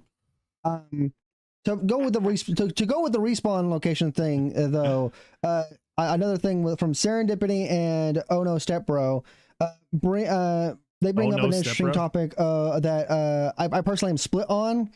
They would like to see other classes have access to revives, perhaps limiting to out of combat scenarios. Another thing that they also bring up is maybe making it a consumable item, similar to how other games do professions like engineering and WoW and stuff like that, to where it's a maybe part of scribing in this instance. What are your thoughts on adding consumable items or broadening access to revives to maybe out of combat stuff like that? I think that there will very likely be a consumable item that can be crafted that will essentially be a resurrection scroll that will have either very long cast time associated with it and a high mana consumption use, and it will likely revive the player at extremely low mana and health and not return any experience debt back to the player. But if we're talking about, resurrection as an ability, that lives squarely within the cleric realm. Obviously, that gets expanded out when we talk about, the class structure and the 8 different types of clerics that there will be. Go on. the cleric is Go going on. to reserve the ability to return experience debt to the player on resurrection. That won't be something that we delegate to an item. Yeah, Okay. I'm very much a fan of the pick me up system, kind of like how you see it in New World or like Guild Wars 2. I very much like that. You know, this is your last chance. You're downstate, and you better crawl away or just get dinged for damage. So, I mean, it doesn't have to be a thing in Ashes, but I'm very much a fan of that. You know, pick me up system because it's very easy to just knock those people off if you are the aggressor, and it also allows you to do that kind of cheeky gameplay to drag your character back behind the rock and just, hey, get me up, please. Um, This might be a hot take, but I'm not a big fan of the pick me up system. I'm not a big fan of it either. I'm not a big fan of it. I think that I go I back and think forth that on it. look, resurrection, tactical resurrection, battle resing, whatever you want to call it, it has an upside and it has a downside. Yeah. The downside is that you're coming back in a very vulnerable state. You have the ability with ease to lose additional experience debt when you're in that vulnerable resurrected state. And boy, oh boy, you better be careful about utilizing it during an engagement, because not only as a cleric are you a target when you use that long cast, but as a resurrected player, you're not moving positions either. So you're resurrecting on the spot. So your allies better have taken control of the battlefield, or you're going to pierce. You're going to thread that needle delicately. So Yeah, I think you guys are bringing up good points. I could see revive scrolls from scribing. I love it because it forces a risk reward system in it. It's not an FPS. Yeah, I like to look it through everything from like the best case scenario and the worst case scenario. I think in a situation like what you're talking about here, auxiliary, in an FPS situation where you have equal amounts of players on each side, a revive system I don't think is bad. I think that makes a lot of sense. I think especially like in a shooting game where you can kill down players from a long range away, like being actually able to maneuver yourself around something to get revived is a lot less problematic than it is in a melee situation, right? Where there's a lot of people on the map. In a game where like an MMORPG where you could have drastic different amounts of people, a revive style system drastically helps larger groups, like by a lot, because you can body block, you can jump in front of people, and so it prolongs a battle that in a way that other systems do not. And that may not necessarily be a bad thing. I'm not saying like this is 100% a bad thing. I'm just saying like if you have hypothetically 5 people versus 15 people, right? And you go through a scenario where those 5 people have now downed 5. They're still dealing 10 on 5. And those people aren't out of the fight. They're just out of the fight for now. And so you can get in a situation to where 5 more people can come forward and body block and stop people from interacting while the other 5 people revive to go back to 15 on 5. And it creates a situation to where those fights become way more problematic, and it benefits, it could potentially benefit a larger group in a way that, just down and outing people does not. And so I can see both. And I could see both situations being beneficial. I obviously played New World. I had a lot of there was a down and out system in ESO, and I want to explain this to you guys for like the worst. This is the worst case scenario that I can imagine for you guys. Okay, there was a time on Xbox where there was a 24-man group, and if you guys are in chat, you feel free to speak up. There was a 24-man Ebonheart packed group in chat where they were all tanks and healers. Not a single one of them was a damage dealer. It was a 24-man group. They literally ran tanks and healers. And what they would do is they would use Siege to knock down the keeps. So the map that I posted earlier, I don't know if I still have that or not. So they would come in, they would knock down one of these doors with Siege, because the Siege was their damage, and they would just stay alive. Like they had tanky healers and they had tanky tanks. And if you killed people, what they would do is they would just spam revives over and over and over again. And so you couldn't kill the person trying to revive because they were a tank and they had healers healing them. And so you'd have to interrupt them. You would have to interrupt the revive. And so you'd interrupt it and you'd stop it from happening. Well, interrupting in ESO costs stamina. You can only interrupt so many times. You can only interrupt in that situation. And I would run out of stamina interrupting, and I couldn't even kill these people because they were so tanky. And so then it became a situation, it was like, okay, well, now I have to take out these tanks. So I would take out the tank. I would take out this. Sometimes we'd have a 5-man group. We'd wipe like a good chunk of them. Well, they would have necromancers with revive ultimates that would go in and revive everybody almost immediately. And so it was always fighting a system to where they were staying alive, and they would 24v5 you through attrition. They wouldn't kill you. They couldn't kill you. They would take the keep and they would move on. That's literally all they would do. They would take the keep, they would move on because they couldn't kill you with 24 people. And it became a situation to where you're participating in a PvP game, and due to the design of the game, the players could be so tanky to where they couldn't die. And the system was designed in a way to where they didn't have to actually interact in PvP. They would just venture out into the world and just not die. And if people did die, they would revive them immediately, either through the soul gems or through a revive ultimate. And so that's the worst case scenario in a downed system game where people are downed and they can be brought back up, is everybody just builds tanks and healers. And they create a situation to where it's like, hey, yeah, we're playing a PvP game, but we're not actually PvPing. We're not actually participating in the system. We're participating in the best possible way to win the objective. And you can change the objective, you can change the rules of the system to stop like that really shitty mechanic, right? Like that's not fun. Where you're interacting with people and they're not even trying to engage in PvP. That's not fun to deal with.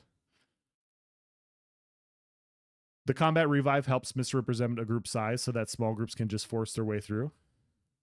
Am I misreading this? Combat revive helps. It can. It absolutely can, Drush. Depending on the situation, of course. Yes, I do agree. It depends, but yeah, I think I agree with that.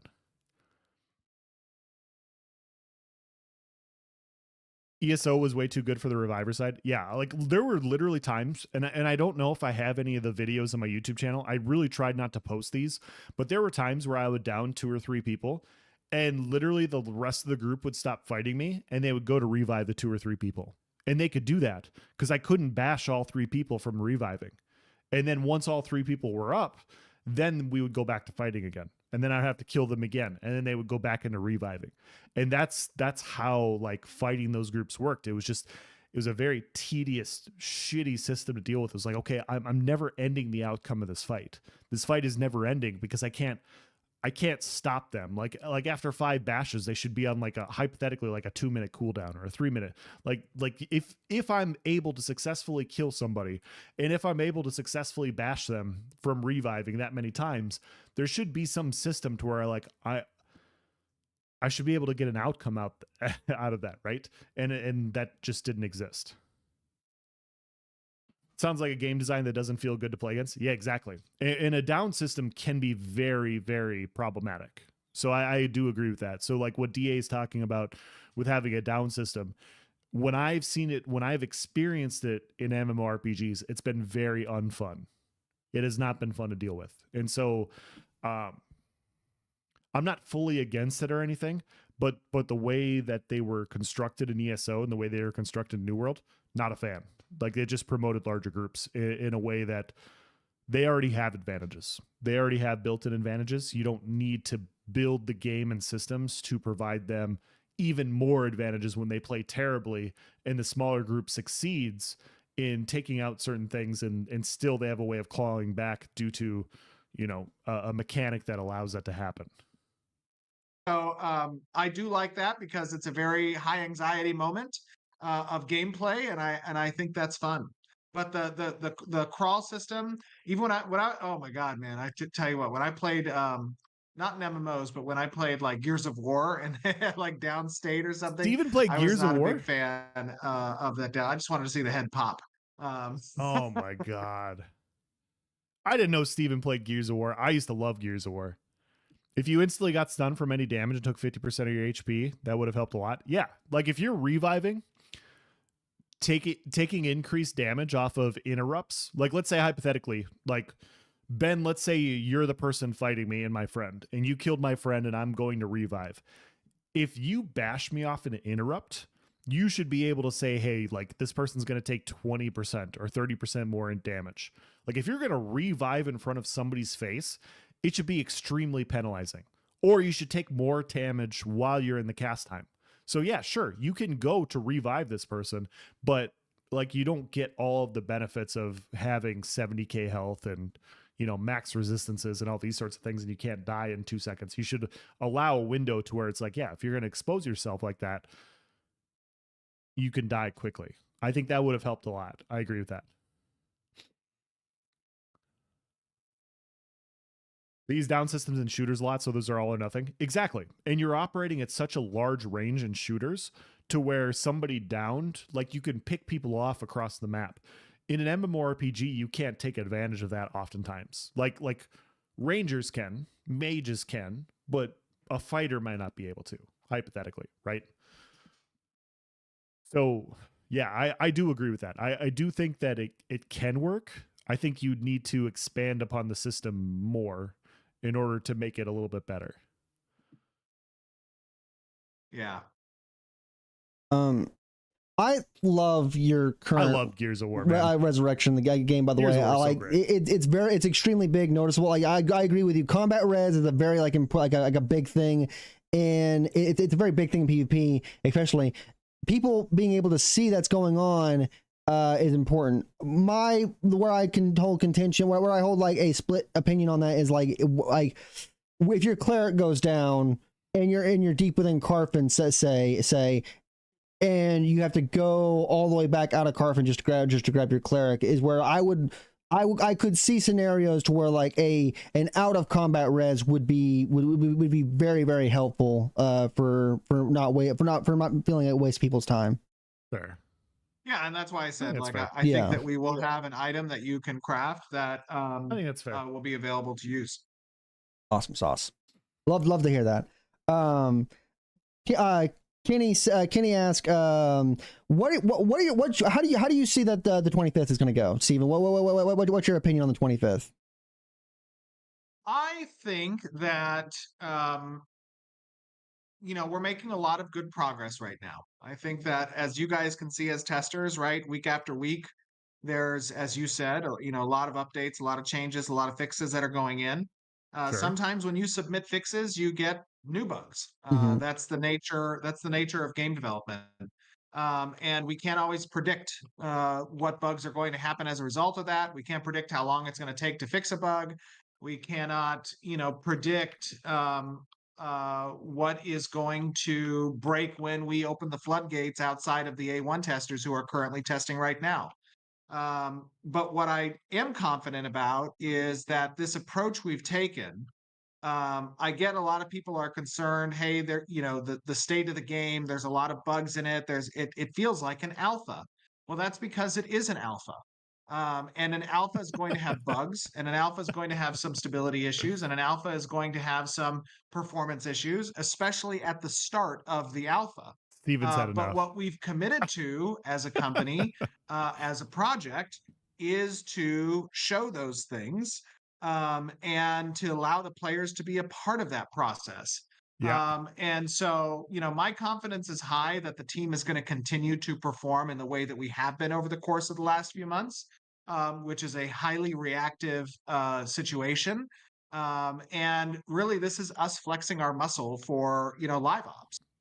Which I think is the most integral component of an MMORPG, is how well the team can live ops the game. 100%. And as a company right now, we are really flexing that muscle. 100%. In the testing forums that are going on right now, one of the big hot topics has been I could be looking into things, but I think he's had enough with the levity or the severity of what happens if day one goes poorly. Like his entire perspective, like if I were to put myself in Steven's shoes as a non-developer, if my goal is to create the best game possible and to have open development, things might go bad on day one of Alpha 2. It's Alpha 2. It really doesn't matter. Like, I'm doing a video. I'm actually working on a video on this for this next week, talking about how important Alpha 2s and pre-development stages are. It really does not matter for the release of the game, like at all. Like there's really no game that has had an Alpha 2 go poorly and they release live in a recent scenario to where people don't try it anyways, right? And it's just it's literally a testing phase. If your goal is to put the best game out there, to have the best product out there, to have the best case scenario, like the best thing you could put forward when the game goes live, you have to have testers in there testing it. And it may go poorly, and you may just go, hey, you know what? We got a lot of valuable info. How are you going to adjust from this? How are you going to improve off of this? If Alpha 2 starts off poorly, like let's go through a hypothetical example. Let's say it goes poorly, like everybody's lagging out and everything's not going well. If they make no improvements off of this, then yeah, it's not going to go well at all, right? But if it goes poorly and they make improvements and they find these bugs and they fix things, they make improvements, that's nothing but a good thing. It's nothing but a good thing. And so when you're looking at it as like a developer trying to make the best product possible, you really can't care about what the hyper reactionaries are going to think when you're in the beginning of an Alpha 2. Like, you need to pay attention, you need to listen to feedback, you need to listen to stuff. But when people say, is this like, you're going to see it, you're going to see YouTube videos, is this the end of the game? Is this the end of Ashes of Creation?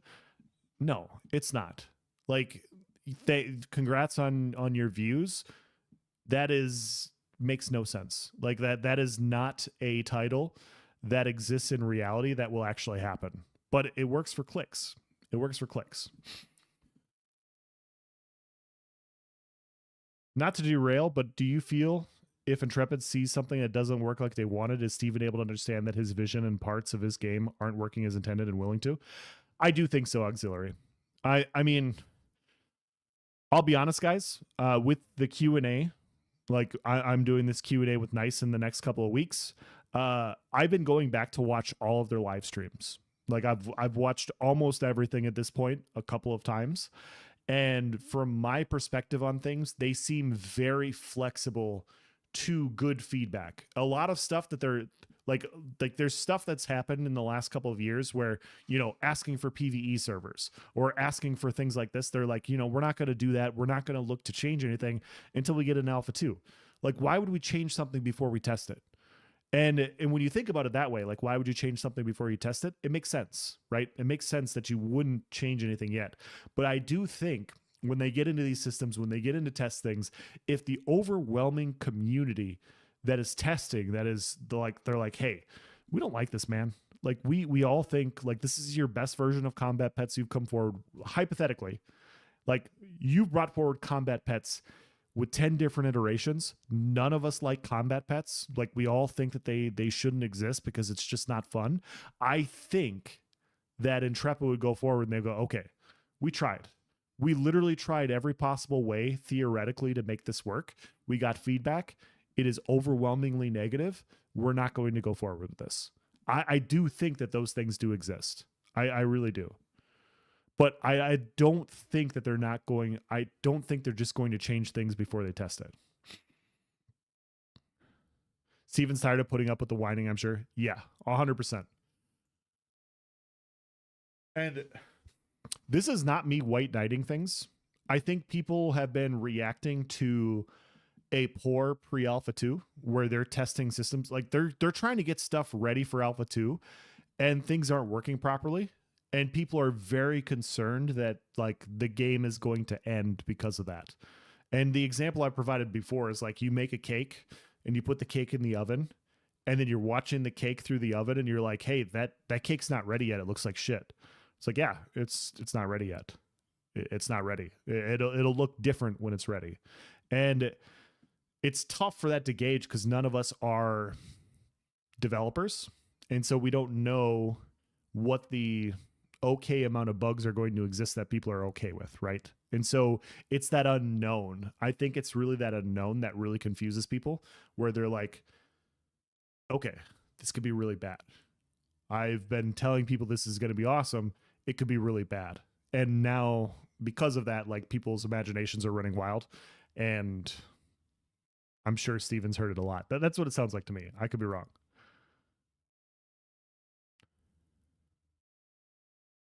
Milk it else, then you could say I told you so if it ends up that way.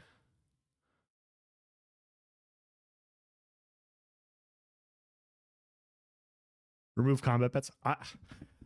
I will say this. I brought it up because I can't see a situation where combat pets will be good. I'm willing to test it from my perspective too. Hey, from the outside looking in, I haven't seen combat pets work, but I'm willing to see what they have in mind. It may very well be good. They could change my mind 100%.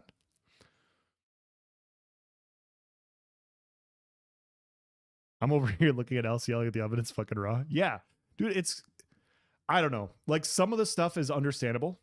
Like, hey, like, this could be a buggy mess. Things could lag out. This could end. But some people are like, this is the end of the game. This game will not exist anymore after October 25th. And that's fucking crazy. I'm sorry. That is crazy. It could start off bad. It could start off bad, like, but as it gets improved, it's so funny when you look at the history of what MMORPGs currently are right now. You know how often MMORPG players get kicked in the dick and balls over and over and over again with a shitty product, and then their favorite MMORPG comes out with a new chapter, and they go, okay, I know you've kicked me in the dick and balls 10 times now, and I'm blue and purple down there, and nothing's working properly, and now I can't properly pleasure my wife. I know that is happening, but you just came out with a new chapter like Dragon Lord Elden King, and I'm going to try it because it's going to make me feel something that I haven't felt in the last 5 years. I'm going to give it a shot because it might be good. And so every other MMORPG has this situation happen where things go poorly, and then they'll still try stuff hoping that things work out. But for Ashes of Creation, which is in pre-alpha 2 right now, if this goes poorly, it's the end of the game. That makes no fucking sense. It makes absolutely no sense. Yes, it could hurt retention. Yes, it could suck initially in the short term with them trying to fix things and them trying to fix bugs, but that doesn't make or break the entire game. That's ludicrous. It's absolutely ludicrous.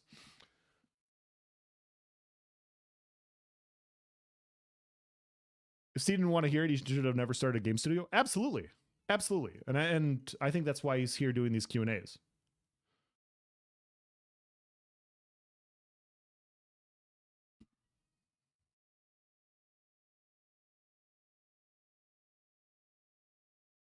Bad PR now isn't going to ruin a proper launch 3 years from now. Exactly. People are fickle and options are always up and down short term. Yeah. Like, so as an example, I tried PAX Day. I tried PAX Day's alpha. I played the second alpha. There wasn't enough that changed to make me want to purchase into the alpha. If enough changed and I saw enough improvements, I really would have considered it. I really would have. And so I did a video and I'm like, hey, I'm on the outside looking in. I'm going to keep an eye on the project as we get further on down the line. If they come out with a beta a year or two from now and it's good, I will buy into the beta or I will try out the game. If the reviews come out, it doesn't matter where the stage is in alpha. Like, yes, yeah, when the alpha came out, I didn't think it improved enough. I didn't think it was worthy of me purchasing. But that doesn't mean that the game can't change years down the line. That's silly. Like, imagine being in a situation where, like, you try Final Fantasy 14, for instance, right? Like, you're like, hey, I'm considering trying Final Fantasy 14, but it released like dog shit. It released so poorly that they had to remake the game for a year. And they took down the servers for a long time. And the reason I'm not playing the game is because they had to take down the servers. Is anybody actually doing that? Like, is anybody actually considering whether or not to play Final Fantasy 14? Is it hinging on it had a bad launch? No, absolutely not. It's what is the game now? What are you providing now for the player? Is it fun now?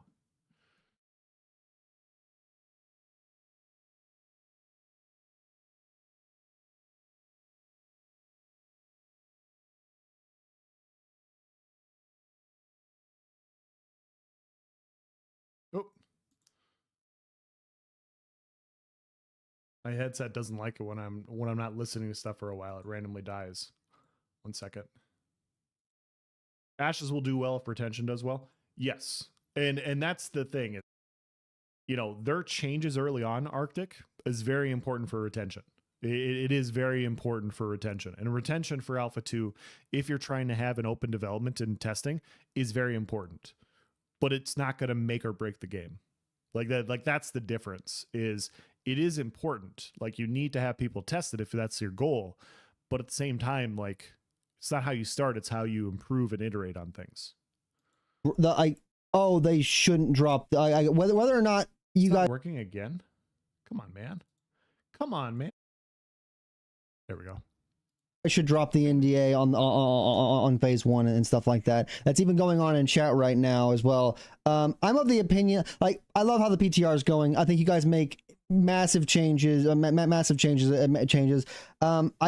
think you're going to get fire either way. I think there's going to be people that like 100% like understand where you guys are coming from and like understand it's an alpha and stuff like that. I think you're going to get fire either way though. And I'm also the opinion that just pull the band-aid. I don't think keeping the NDA up is really realistic with how many testers you have going on. So correct. Pulling the band-aid off and just dropping the NDA is of my opinion the best call you guys could do. I don't know what your thoughts are on like keeping the NDA up or dropping the NDA. Yeah, I mean, you know, when we talk about fire, you talk about people giving fire. It's really about, you know, expectations for you know, the broader group of people who are watching Ashes of Creation or who may not be watching Ashes of Creation, but are excited to play it and expect a completed game with Alpha 2. And that's not, you know, we have verbally hit that point home as much as we can. You know, people talk about, well, you set expectations with the monthly development update that is, you know, not a buggy mess, that is not you know, having issues. That's because we're trying to collect feedback on systems in the way that they're intended to exist. And it's going to be a really difficult showcase to collect feedback on for a system if it is having, you know, bug-ridden issues. That would be kind of pointless for us to provide those updates.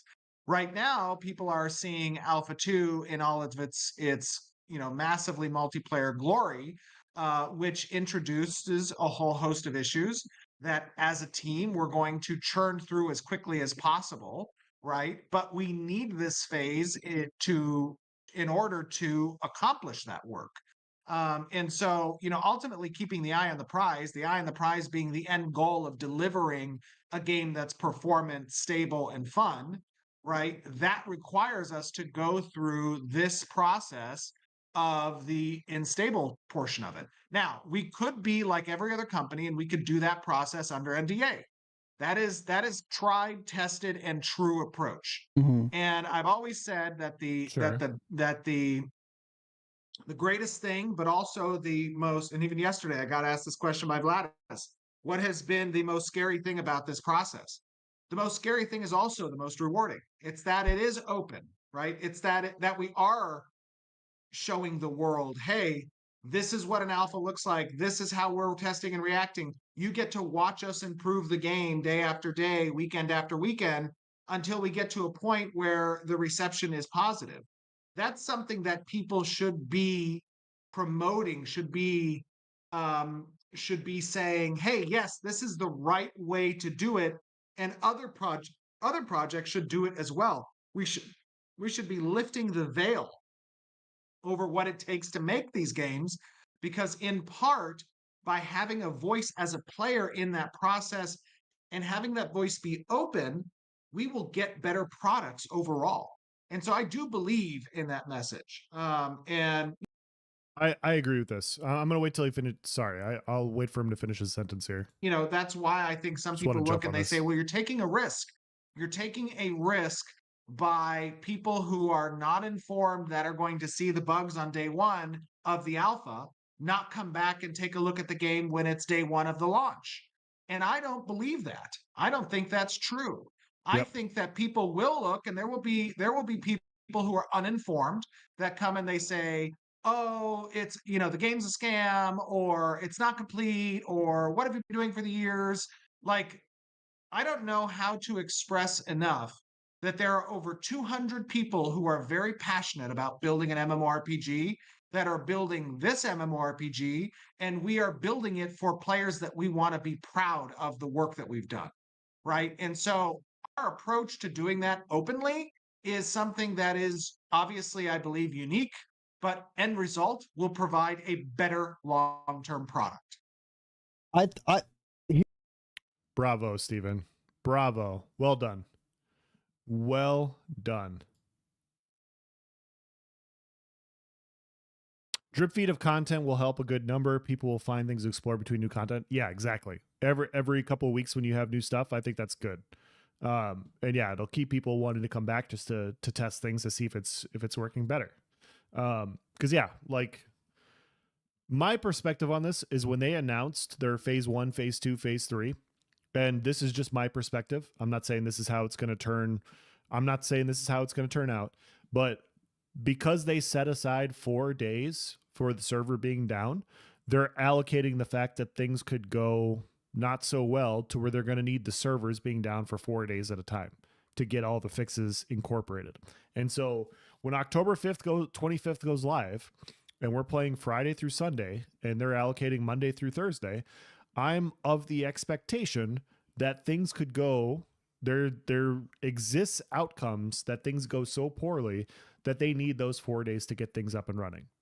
And that's been my perspective. And so looking at it through that lens, it's like, okay, like, so December, you're expecting things to be a lot more functional, expecting things to be a lot more online and ready to go. And then obviously once you get into May of next year, okay, you're expecting to have a fully online alpha where the server stuff is, in your opinion, come May will no longer really be an issue. Now you're looking at fundamentally incorporating new systems, and you're looking at incorporating other content into the alpha, and all the other stuff will be overhauled at that point. And so that's been my expectation since they released it a couple months ago.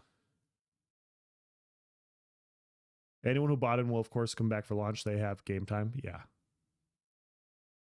think it's a smart way to test. However, I think you else are one of the few who have expectations line of what is going to happen. Yeah. Yeah. I look at it through a range of outcomes, right? Like there is a range of outcomes that exist that will be very good for the players. There is a range of outcomes that exist that, may lead to performance issues on the game, not in person, where literally stuff just doesn't work. Like you're going to have connectivity issues. You're going to lag out. You're going to crash. All these things are going to happen.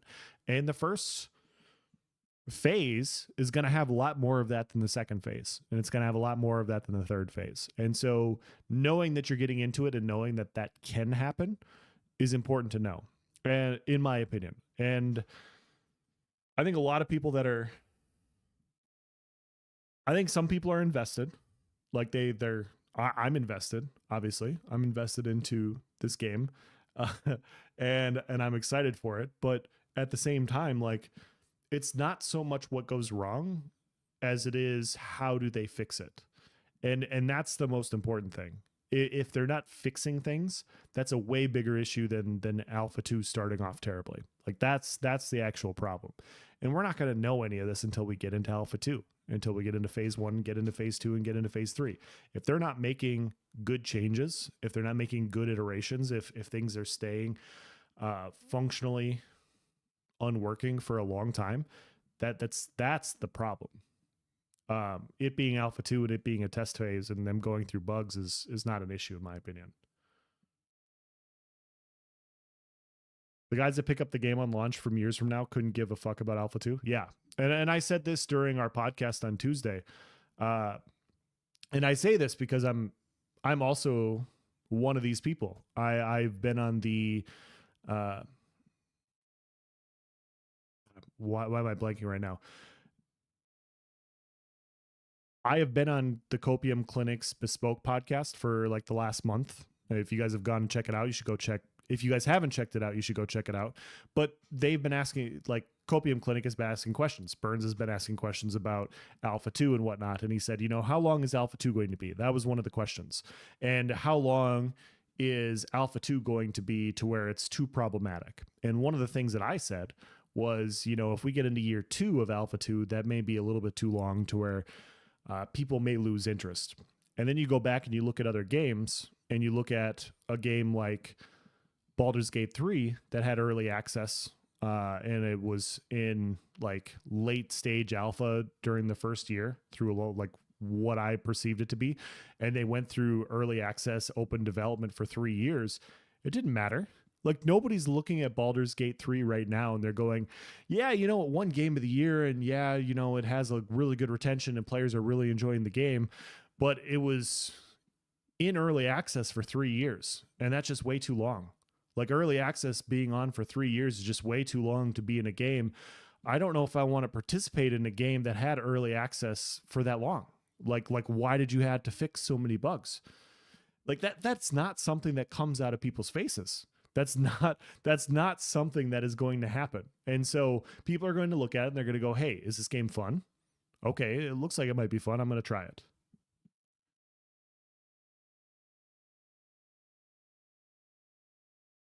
BG3 isn't a fair comparison since it's primarily a single player RPG. Well, it's about what you enjoy. I'm not comparing BG3 systems to an MMORPG. I'm comparing 3 years of open development versus a year of open development. All I'm comparing is what the test phase is. Nobody looks at a test phase for any single game. We can go back and we can look at Final Fantasy XIV. We can go back and we can look at the release for what New World is going to be. Like New World's coming out on the 15th, right? The new patch. They're going to hit over 6 figures on Steam. They're going to have over 6 figures of people in their game, and they have failed every single step of the way. And it's not going to matter because literally they're coming out with something new and people are going to go, hey, I care about something new. And so if we don't want to talk about Baldur's Gate, that's fine. That's okay. I'm only talking about it through the lens of open development. Nobody is looking at a game based off of what it was in alpha or beta. Nobody is. Like you can look at New World. Nobody's going to care. Like if this latest chapter of New World releases and it's fun, nobody's going to care and go, hey, the first year release of New World was really bad. And I don't want to buy the game for that reason. I don't want to buy the game now because of what it was earlier. They're going to buy the game based off of, is it fun now? Is it fun to play now? And it's the same thing for Throne and Liberty. Throne and Liberty is the exact same situation. It's had a shitty beta. It had a shitty beta. It had a shitty Korean launch. It had another shitty beta. It had so many bad things happen to it. And it still has a higher population in the first week than a game like World of Warcraft did. And it has enough of a population that if the game is good, and I don't think it is, it's enough of a population to retain a veteran player population and potentially be successful. It's not dead on arrival, is what I'm trying to say. It doesn't demand player retention, but it gets player retention. Like we have to at least acknowledge that a single player game like Baldur's Gate 3, yeah, sure, it doesn't have repeatable content. The amount of people that still play Baldur's Gate 3 because of the content that it has, because players are enjoying it, is admirable. And I think a lot of that has to do with their 3-year open development process.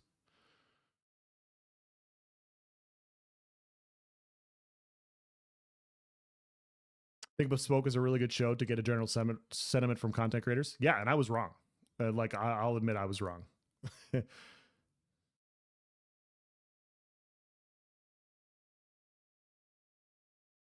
I'm missing your point. Can you expand further? I'm not trying to miss your point, Arctic. I'm just trying to explain mine. Here, I think what people love hearing is every time you're on one of these things, if you go to and hearing the passion of of how you talk about the game and talk about talk about how you're developing it and stuff like that. Talk about the team's passion of stuff like that. I think it feeds into people's hype and excitement for the game, for the project. One of my peak moments, Thank you so much, the thing that has been very favorite parts of the testing so far is when Thank you so much, guys. We are looking through the recent interview with Steven, and we are talking about that, and we're also just talking about game development and how important Alpha 2 is. So we're bouncing back and forth between those two things. Thank you so much for the raid, guys. I really appreciate it.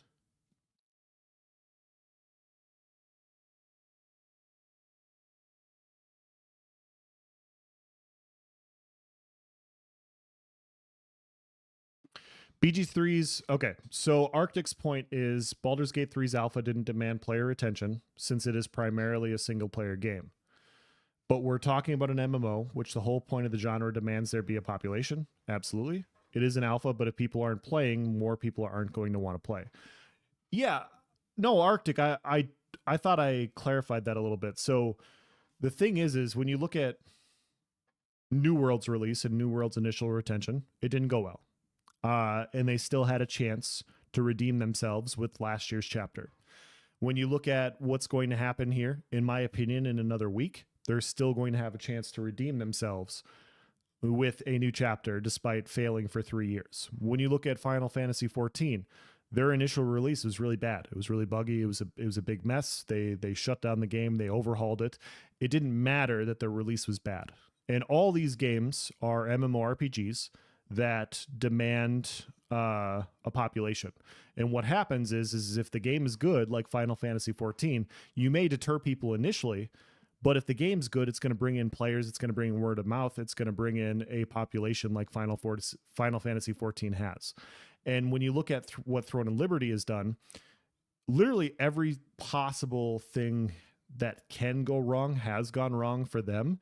And still during the first week, players are willing to see what the final release is for themselves, and they're willing to decide what that game is going to be and at that point in time. And so when you look at it, regardless of what happens in the alpha, regardless of what happens in the beta, regardless of how poorly things go, people are going to want to see what the improvements are, and they're going to want to see for themselves if the game is worth playing. And those are all MMORPGs that have seen that overhaul.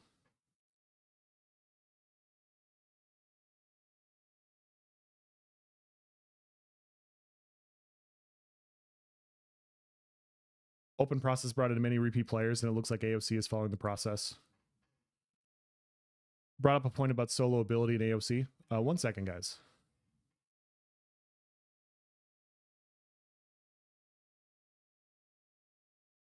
I'm streaming. This is a live stream that I'm watching.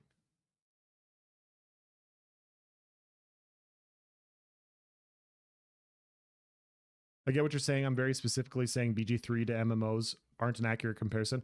No, and I'm not trying to compare like Arctic. I'm not trying to compare BG3 to other MMOs. What I'm trying to say is their 3-year iterative process, which would be game breaking, was something that I said for Ashes, wasn't game breaking for them. It has nothing to do with what the systems are or how playable it is. It has everything to do with they went through on based off of feedback, and they iterated on the game, and they had a lot of open development, and they created a great game based off of that open development, which is the point that I was trying to make. And so even in a situation where you had a long open development process, they were able to create Game of the Year. Now, is Ashes going to win Game of the Year? I don't know. I obviously have no idea. I wasn't trying to make like an apples to apples comparison. It was just, I think open development creates a situation to where an open development game creates a better product. That's something that I believe. I've been reading what you said. I was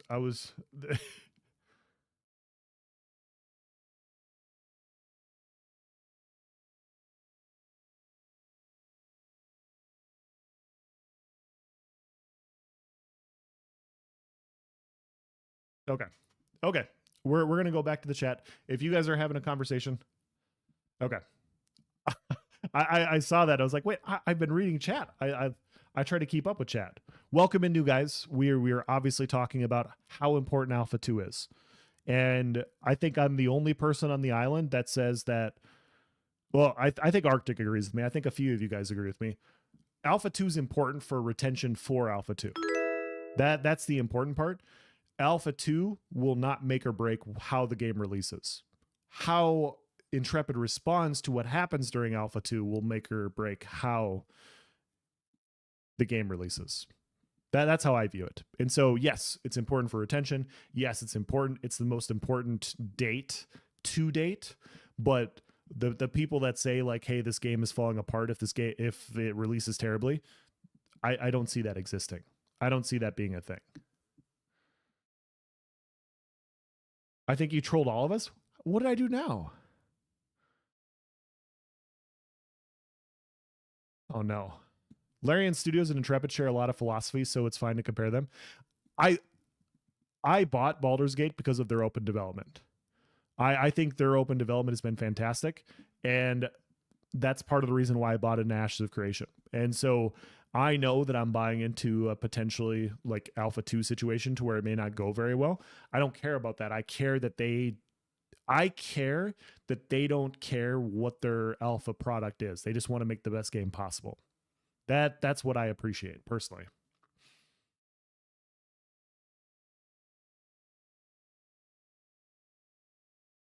All right, let's continue. And the developers come and Well, chat thank you and so like much, just guys. chat What you guys talk with, about we'll just over chat on with the community and Theory Forge's stuff. stream? Like that's been a very like a big great part for me personally.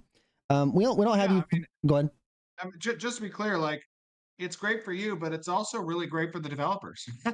not just because they're getting live active feedback, but also because the reason people are in this industry, and this is 9 times out of 10 true for anybody I've ever met that's in this industry. If I go to GDC, if I talk with other owners of different major publishers and companies that are developers as well, is because they themselves are usually the passionate gamer that wants to play the product they're making. And the truth of the matter is that people work better with encouragement, and it is very encouraging to directly interface with your community, to directly see the feedback. What's not encouraging is when people flame, or people who don't understand or are unengaged or try to look for criticisms that are just above and beyond. The reality of it is it's a lot of hard work to build this game. And I'm not talking about myself. I'm talking about the team members who are working on the weekends, who are working in the evenings to improve the product. They're doing it for us as players. And I do think as a consumer as well, it's our responsibility to encourage those people to continue to do good work. Sure. And part of that encouragement is providing feedback in a healthy manner. Yeah, I think with the Yeah, I agree with this. What VOD is this from? I can link this here. 1 second. Let me get my personal information here on the screen so I can share it with you guys. It's a joke, of course. But yeah, hot take: Intrepid should steal some ideas from Zoss about cash shop items that don't affect the game, like furniture. Yeah, I have no issues with the cash shop. My only issue that exists with the cash shop is if only the best cosmetics and mounts come out of the cash shop. As long as there's competition there's some cool stuff that exists in it, and there's cool stuff that exists in the game, I'm fine with it. I'm more than fine with the cash shop. I know some people will disagree with me, but I don't care if they get monetization from other ways to where they can provide stuff that people willingly want to pay for. It's not pay to win. If people want to decorate their house with stuff that exists in a cash shop, that's fine. Just as long as it's not the only things that exist, I'm cool with it.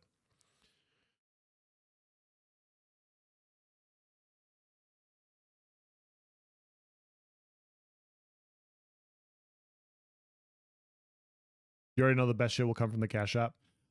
They've said that they're not going to do that, and so I'm going to believe them until it doesn't happen. Okay, I will buy in. Yokai Theater says the YouTube VOD is up for it. Okay, Yokai, if you want to post it, feel free to. If it blocks you, let me know. I did not know. Good interview so far, by the way. Very good interview. What would you all think if there's a permanent player house in Sanctus that has no influence on Vera, but you can display account-bound achievements in that home? I'm fine with it.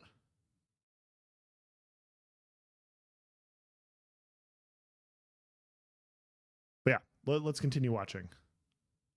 State of the MMO industry, there's a lot of people who want a game, and as long as the game comes out good with most of and sticks to its core values, I think that you're going to be very, very hard pressed to turn this game away. I also echo that sentiment with Yokai. I mean, shout out to Planendorf, to Andrew, to Jacob. They have been champions. They get up early in the morning and they're like, "Are Kobe you guys too. still awake?" Yeah, Kobe too as well. They get up in the morning and they're like, "You guys are still awake?" And it's 4 a.m. and we're out there killing mobs, and they're just like, "Oh man, you guys found this bug for me, and we're working on hard on it now." So it might have blocked you. 1 second.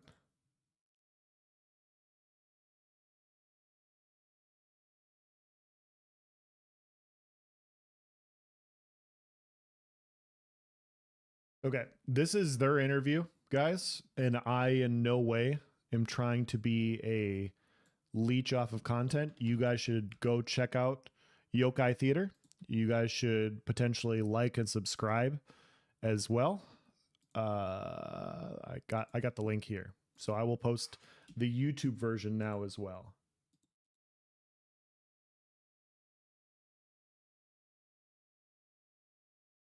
But yeah, if you guys like this interview, if you guys like the questions they asked, guys like the information, go sub to their channels. I've just provided their YouTube and Twitch content.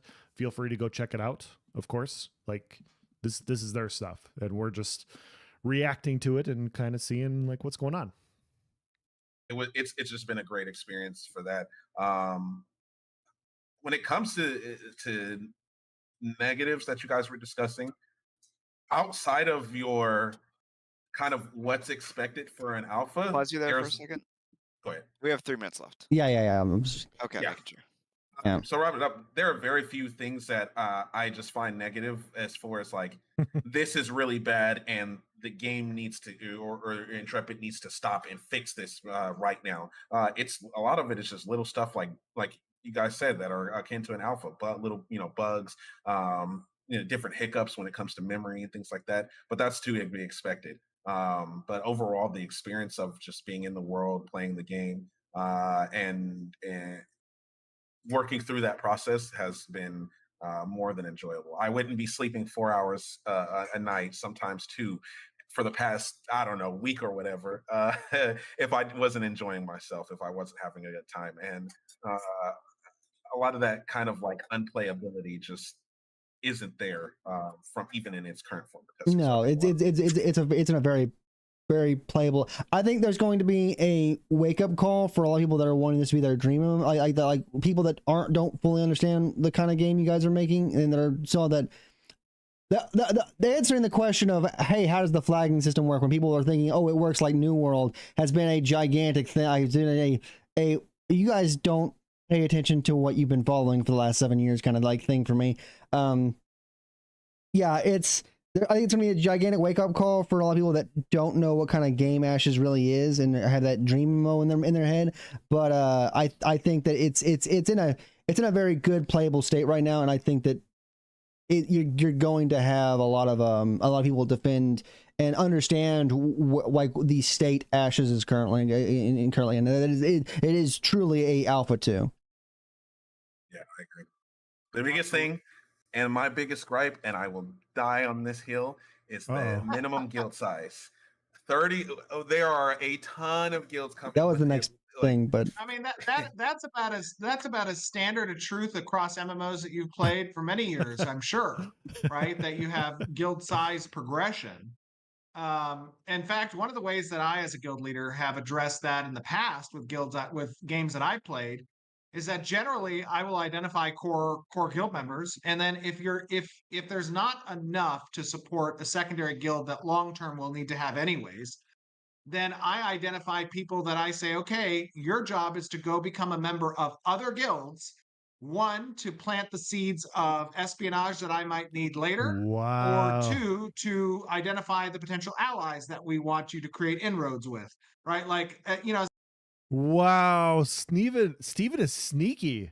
Holy shit. I have never done this before.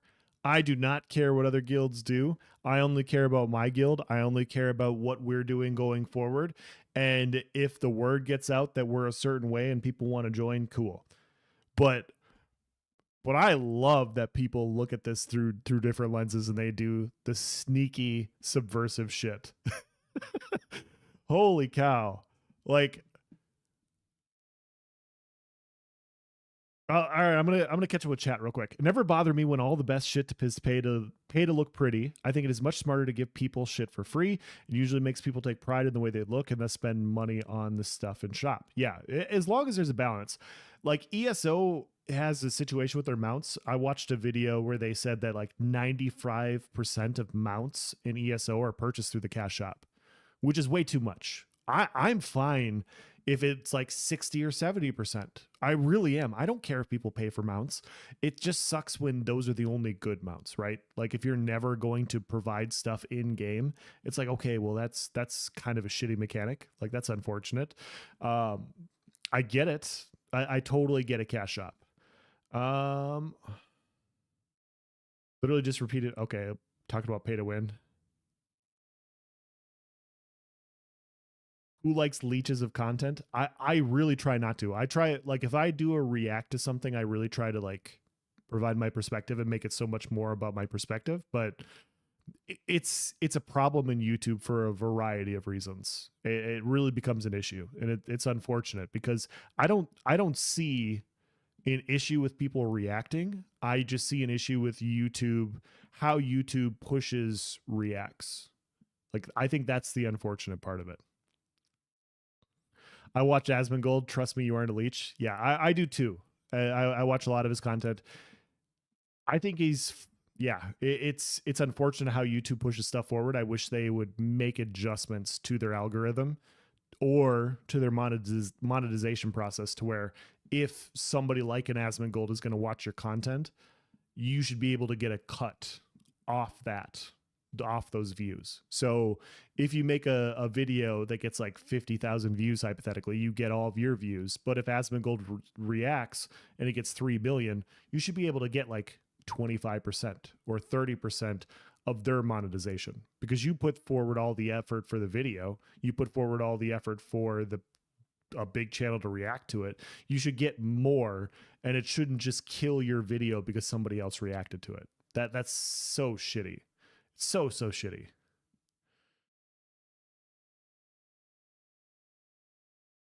Side jobs for everyone equals spies because else has morals.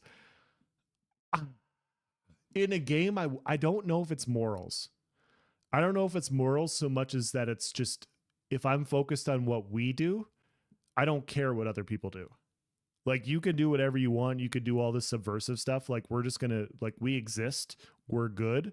You have to deal with us in this situation regardless.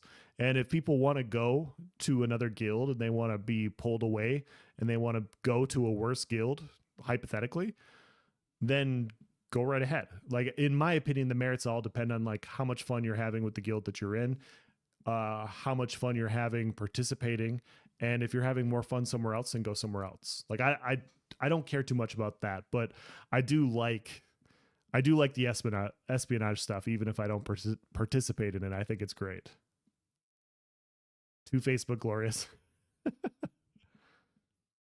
Thor has a spy guild planned as one of his sub guilds. Yeah, that's crazy.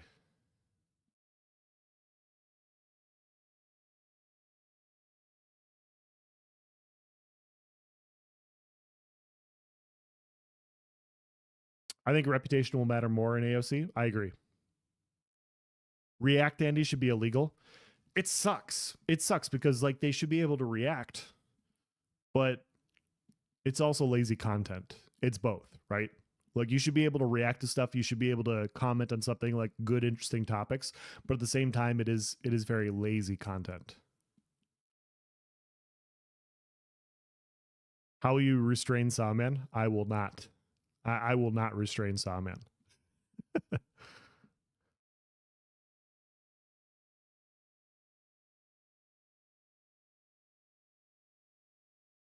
Espionage in a game is in the same lane as griefing. I can see arguments for both being fine. In the end, either can go too far. I could see that. I could see that for sure. As a guild leader, there's also opportunity there that has to do with guild progression. But I don't think that's too different from what you probably experienced across other games. No, the default. It's not. The It's just default, the default go ahead. number. Yeah, well, not even the default number. It's the but yes, the default number. The default number being like, was it 25, 50? It's 30 currently. 30 currently, yeah, 30 currently in the game. And there's not any kind of guild progression currently right now. Right? Yeah, that's not in yet. Yeah. But like that's the default, right? Like in other games, like they have guild caps, you just make a secondary guild and move on for that. Like that's an organizational thing. Some people are for it, some people are against it. Obviously, like that, it might not be a quote unquote fix for the for the cap issue. But another thing to go on top of that too is having multiple guilds too. With the systems you guys have with the guild wars and node wars type stuff, do you see that multiple guilds fighting against each other to get behind? Like I have like a kind of cooldown time, like, hey, I war against my own guild, and then they lose. Pause this real quick. As long as the espionage is in game related, is perfectly fine to me. I agree. Like I'm more than fine with it. My personal opinion on guilds is people's enjoyment in the guild depends so much more than just like winning and losing. It depends on how much, like, fun is unquantifiable, right? Fun could be joking around in guild chat. Fun could be winning. Fun could be, accomplishing your specific goals. There's so many different aspects there. And from my perspective, I'm more focused on those. Like, hey, how do I make sure my guild members are having fun? How do I make sure we're winning? How do I make sure all these things are going better for us? Because if I focus on that, the numbers will come. Like I can do all of the subversion. I can do all of the spy tactics to bring other people in. I can do all of these things. But if they're coming into a pile of shit guild that's very toxic and isn't very successful, they're not going to stay very long. They're not going to stay long at all. They're just going to come in there and be like, hey, you lied to me. And so I'm a big proponent of the product being way more important. And a guild product is the biggest thing. And so nobody's going to care about people coming into your guild and lying about like how much better this other guild is if you're having fun and accomplishing what you want to accomplish. Like imagine a situation, right? Like let's imagine a situation where I am in charge of the best guild in the game, hypothetically.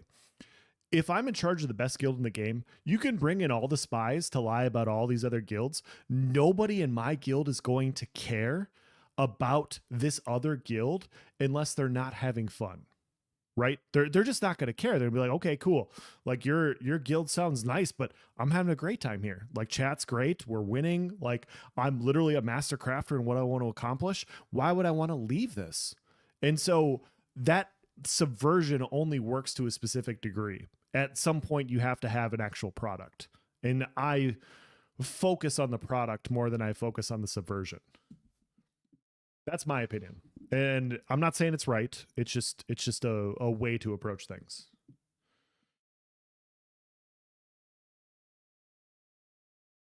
I aggressively teabag and I hope people don't get mad. That's fair.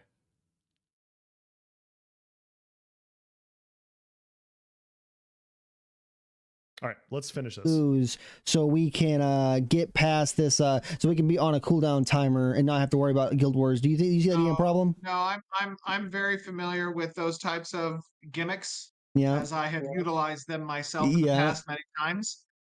So the guild system is accommodating of those thoughts, and there are protections as part of the mechanics in order to avoid that. Are there punishments for losing both node wars and like say you declare not on the defender side, because I know we know that on the defender side there's punishments, but on the attacker side, if you are someone that attacked and lost a guild war, a node war, say like the Godspike event, node wars and guild wars, are there like penalties for being the attacker that loses? Yeah, I mean, again, we go back to our philosophy of risk versus reward. If there's not a loss to be had for the victor or the loser, then what's the concern? What's the risk? So there has to be those things in place. As you mentioned, for the node, right? If you are losing a siege, you're literally losing your city.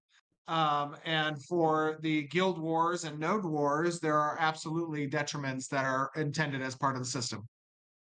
Yeah, I agree. I think my only concern was just like, with raids being 40-man cap, and the guild size at its base default start being 30 just seems a little low compared to most games. Because other games do have that progression, right? And you can bring in more members. Sure. Lost Ark had it, Elion had it. I don't think New That World makes did, sense. but right now, I would say the standard is usually around that 100-man for the starters, and then you progress on from there. And so it just at a first glance that 30 Well, is the other just very the other thing to think about, DA, is like it might be it's 30 at level 1 right now. First of all, very tunable. But right. second, it's 30 at level 1, but we don't know, or at least you don't know what it takes to get to level 2. It could be something as quick as, an hour's worth of work, and at level 2 you might be able to expand by 15 or 20 slots. So it's like, that progression has to come online first. Right. We tune then based around the interaction that we collect metrics on from the player with that progression. Okay. I hate to cut the conversation at a high point, and like also like we could keep continued going for hours now, I'm sure, but we've hit our hour mark with you, Steven. I know you're a very busy man. Thank you for showing up today.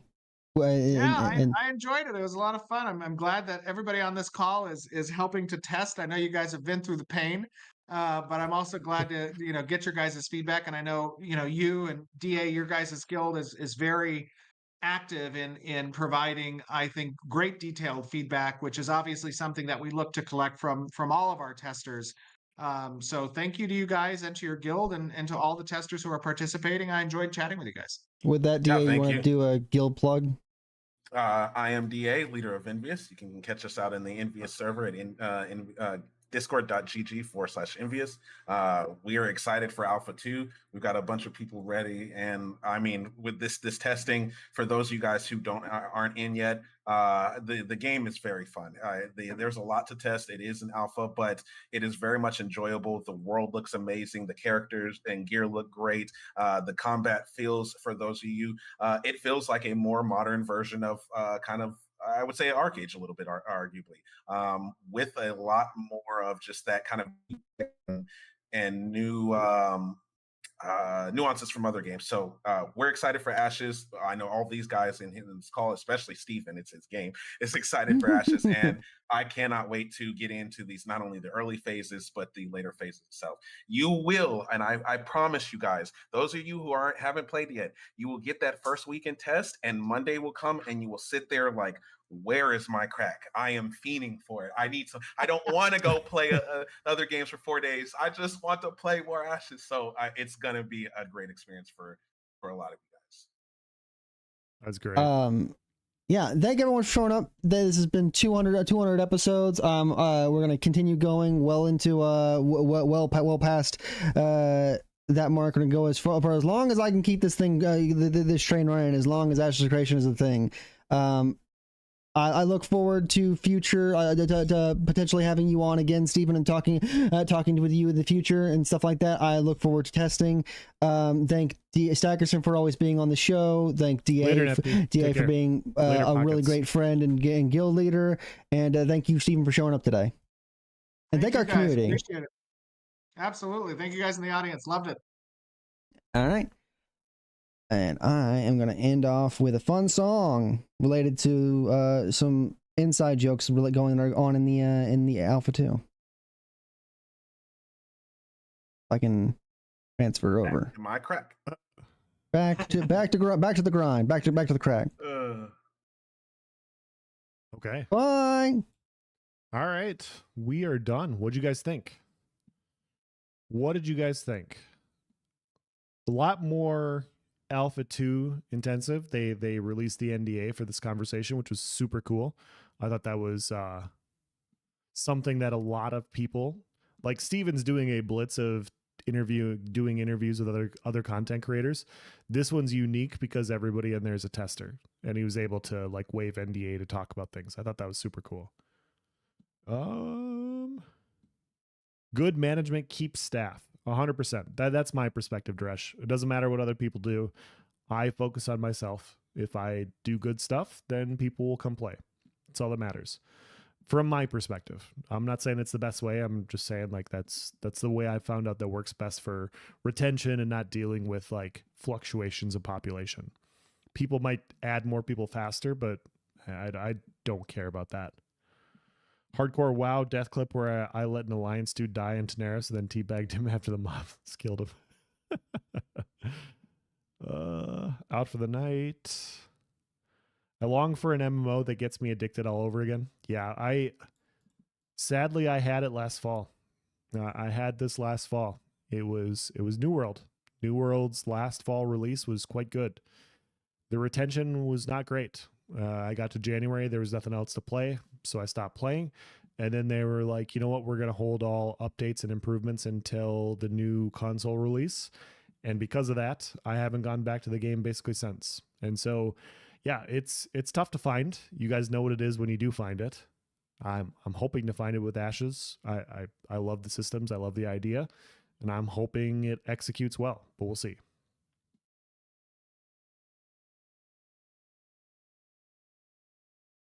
Hoping the combat is something I can mesh with, but that's my job to check it out. I'm working on it, yeah. Hear the song, it's gold? Okay.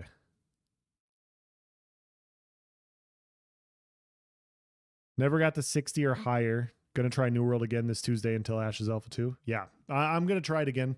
The solo PvP zone is just, it's up my alley. It's just something I know I'm gonna like. I love that sort of thing. I love a free-for-all zone, so I'm absolutely gonna get in there. But I just, at some point, you just have to have expectations for a game, and I don't think they can keep an MMORPG running. Like, New World's going to have fun releases, but those releases have a shelf life. That's how I'm viewing that game right now, because every year that they've come out with has shown me that. And so I'm going to play the game until it's fun, until it's not fun, and then I'm going to stop. And I don't know how long that's going to be. I'm just going to do that. But yeah. That's my perspective on it. I'm not going to hold out hope for a game anymore. All right, let's hear this song. And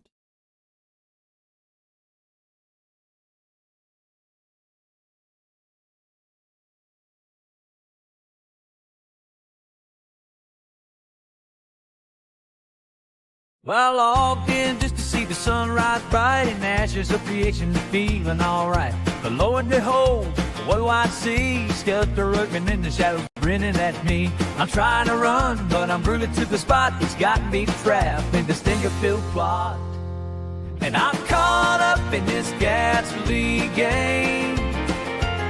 Defeat the villain, no, what a shame. The laughter erupts through the boys' chat. Skeletor got me, and that's just that. Ridiculous moments in an online dream. Caught up chasing that MMO gleam. I'm thinking about my next move, my tactic's so clever. The Skeletor screaming, I'll get you never. I pulled out the sword, I'm ready to strike, only to realize I'm not his type. Friends gather round, laughing away. There ain't no mercy in the MMO fray.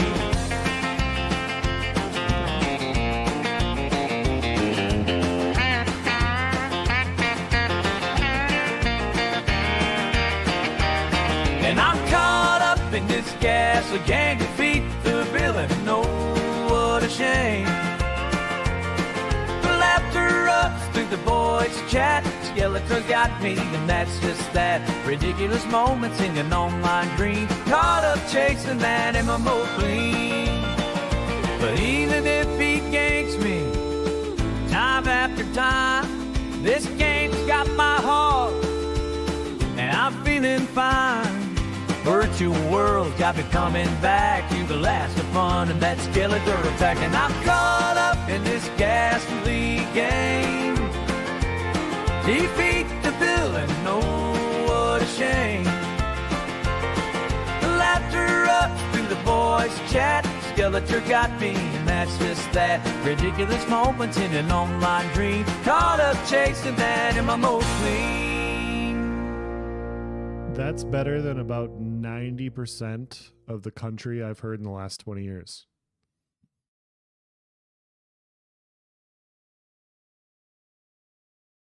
Yeah, that was a good listen. That was a good listen. Normalize playing a game till it's not fun anymore. Yeah, I've held out hope for games that I've really enjoyed, and it doesn't work out. So just play a game until you're not having fun, and then move on, and then they can figure out what they're gonna do. Like that. I know that sounds silly, but it took me a little bit to figure that out. Trying to get into that mentality more myself. Yeah, with New World, it was easy because like I had just come off of ESO, and I had held out hope for ESO for over a year. And then when I got into New World, I was like, you know, I expect them to come out with new content that'll be fun, but I'm not going to wait in the game for that new content. I'm not going to be bored out of my mind for new content. I'll just play something else. You know, I'm going to play Baldur's Gate. I'm going to play Elden Ring. I'm going to play Throne and Liberty. I'm going to play all these other games instead of waiting. And I know it sounds silly to say it now, but like when an MMO actually hooks you, when they get their hooks in, it takes a while to like want to try something else.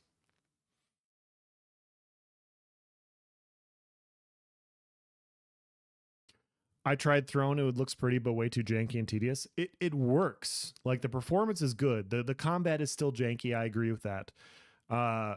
I do agree with that. It's definitely not a perfect game. It has pay to win. That's an issue in my opinion as well. There's a lot of issues with it, but there are some things that are very nice in my opinion.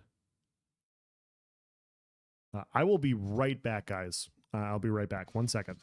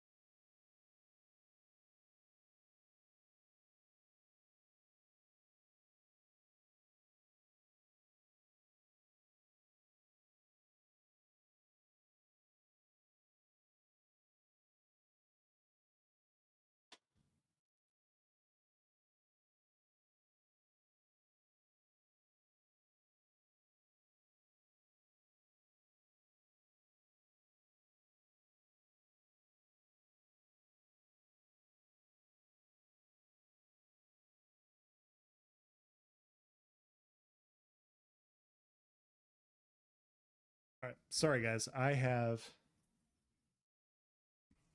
a daughter that just woke up. She's a little sick, so I had to step away. I'm a huge ARPG guy these days. If something like New World wants a seasonal structure with full wipes every 3 months as they release new content, they'd of course have to adjust the game to work for that structure. I know it sounds like a survival MMO, but it wouldn't have any of the annoying as hell survival shit. Yeah, I agree. And I think that's what they're trying to change it to. And that's fine. Like, I'm not, in no way am I bitter about what New World's doing. From a perspective of making money, it all makes sense. It's the wrong way to say it, but they basically have abandoned their player base for the last year, and I think that that's in poor taste. I think that's going to upset a lot of people. I'm not one of them because I've seen it happen before. I'm just used to it, I guess. I'm used to the abuse, so I'm okay with it. Left the guild I was in because they expected me to be available every evening, every day of the week. Like, no, thank you. I want to do what I want to do when I want to do it, especially in a guild that I don't consider my main community. Yeah. No, Keith, I completely agree with you. And my perspective on, in no way am I trying to sell people to a guild, but like your guild should be fun to hop into. You shouldn't feel forced to do anything. Like, It's like being in a relationship with somebody else. You should just have fun doing it. You should want to hop into a game. You should want to join a guild. You should want to participate and play with a guild. If you're not doing those things because just personalities don't align, which I don't think is a big deal at all. Like, I very well could be a good person, right? Like, you guys don't know if I'm a good person. I could be a bad person. You guys don't know. Like, well, I'm on the other side of a screen. But your enjoyment in the guild could very well depend on how you mesh with my personality. And my personality is different than other people's. So you got to find like-minded personalities that work for you. Oh my goodness.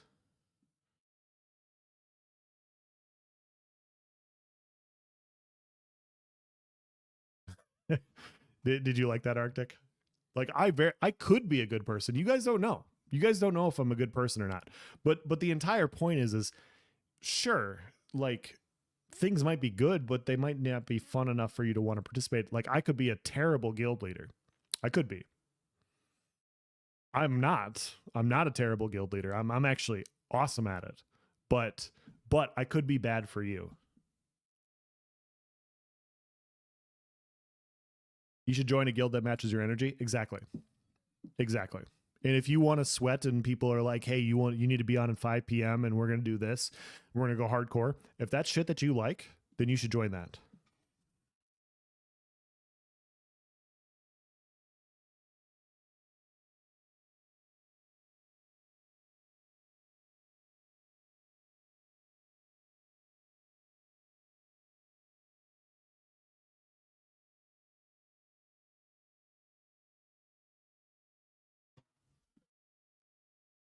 With me?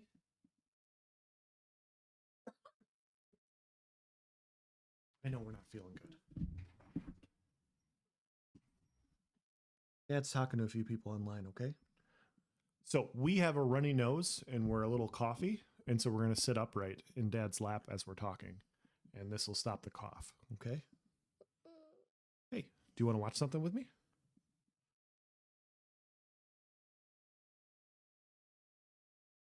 I know, it's so bad. We'll let the medicine kick in. Some people like the job feeling guilds. Yeah, exactly. Same thing happened midstream to me the other night, too, with my daughter. Yeah. Yeah, she's got a cold. The medicine wore off. We're waiting for the medicine to kick in. And I'm hoping the upright like stops the drainage a little bit.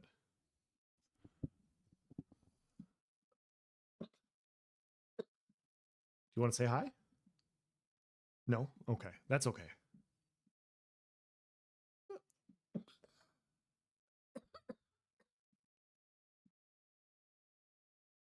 We'll kick this, right. We'll kick this. Made sure to join the casual section of a larger guild to benefit from their organization without the pressure commitment. Yeah. Well, in a good guild will not feel like pressure, right? Like, if you're in a good guild that you're enjoying, it won't feel like you're pressured to play with them. You'll just be having fun playing with them. Cough syrup to the main vein. Oh man, I wish I could do IV injections. It would make this so much easier.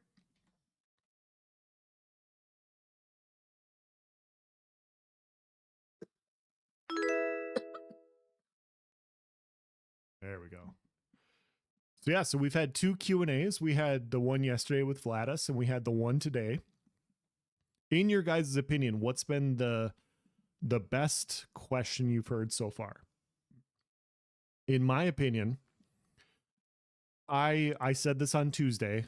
I was not of the belief that we will see. I didn't think we would see all the biomes. I didn't think that we were going to see all the biomes that they were going to release. And Steven announced yesterday with Vladis that we will be testing all of the biomes in Alpha 2.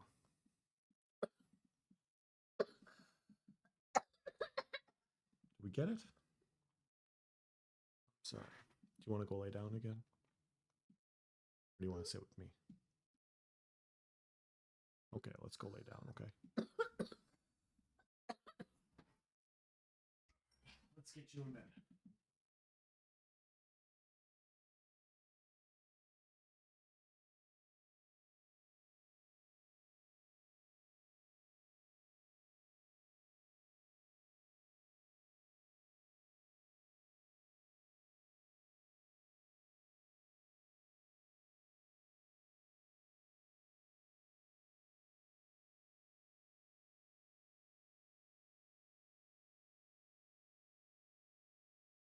Biggest reveal?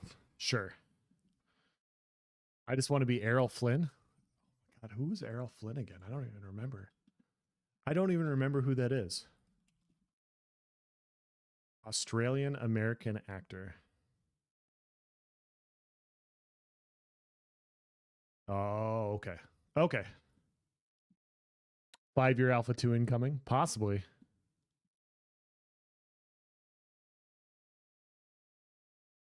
My main community is my ESO guild, actually. Stuck together for 10 years now, and it's try hardy but chill at the same time. Yeah, that's the best part about a good guild. A good guild will carry through all sorts of content in different games. Like my guild in one game was so strong that we went to another game. And not everybody stayed. It only turned out to be a handful of us due to retention, but it was still cool.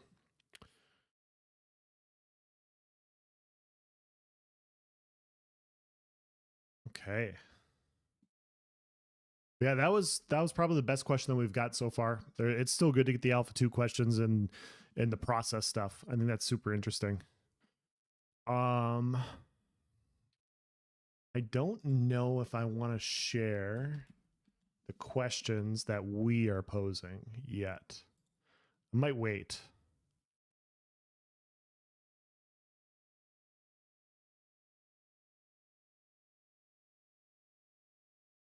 Yeah, I'm really looking forward to our Q&A.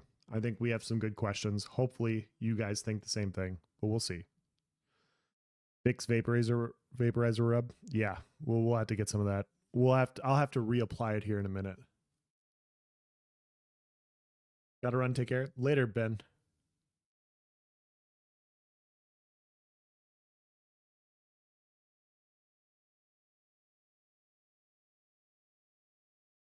Later, Ben. You have a good night.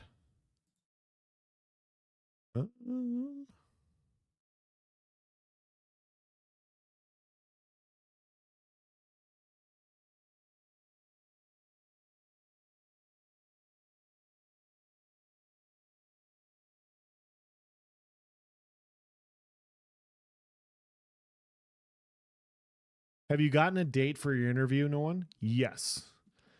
I have, but I can't announce it yet. So we're waiting for Ashes to announce it first, and then we can announce it. But yes, we do have a date. We are not doing a live stream. We're doing a video. It will be on Nice's channel. So Nice is going to release the full Q&A. I might do some offshoot videos talking about different topics and what we learned and everything. That's probably what I'm going to do based off of questions and conversations that we have. But yeah, we do. And I wish I could tell you, but I just can't yet, unfortunately. How many questions are you trying to get through for your time frame? We have 10.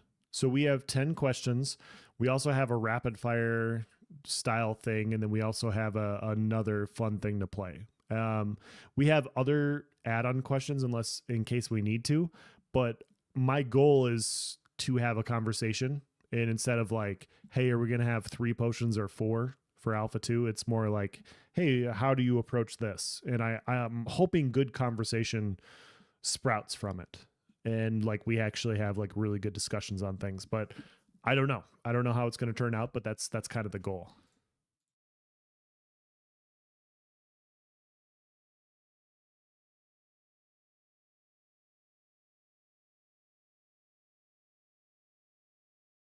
Nice in his run on questions that never end. Yeah, whereas one question turns into 4. Exactly. Yeah, like all of our questions we look through, we talk to each other about, we're really trying to have open-ended questions. So what is the update on this? What is the progress on this? How is your team going to approach this? That's our goal, is to get Steven talking. And that's kind of the point of view. Also, this latest Q&A that we watched with Yokai was great.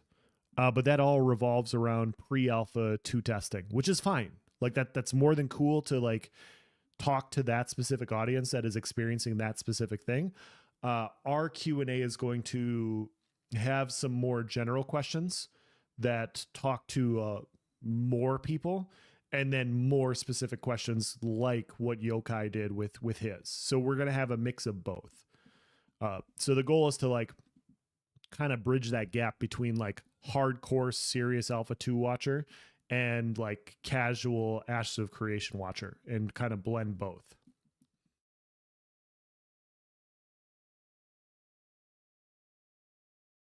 That's the goal. Like that's the dream, right? Like this is how it's going to go, and it's going to go perfectly and everything's going to be fine. But we don't know exactly how it's going to work out.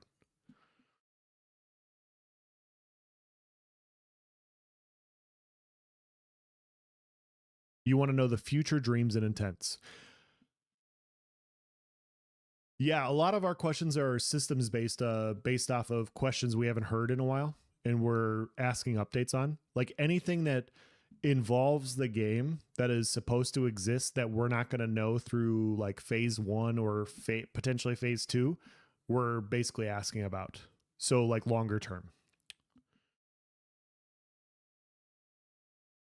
That's kind of the approach I wanted to take, was to be more of a conversation. Yeah, it worked out well, Yokai. It really did.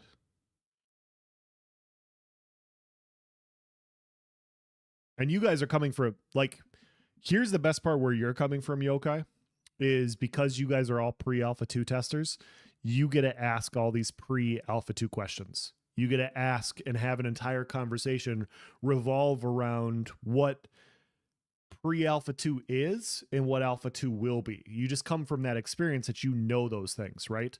I don't know those things. I'm not in there testing. I'm not in there experiencing. I'm not in there like trying things out.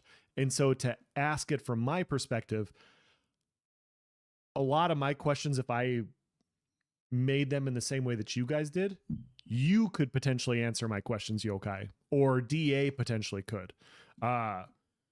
And so like that's where we're coming from, is we're like, okay, well, like, why would we ask something that would be better off asked by like somebody that's in pre-Alpha 2? Let's ask something longer term, right? Like something that nobody really knows like a year or two from now. And so that's why we're doing it.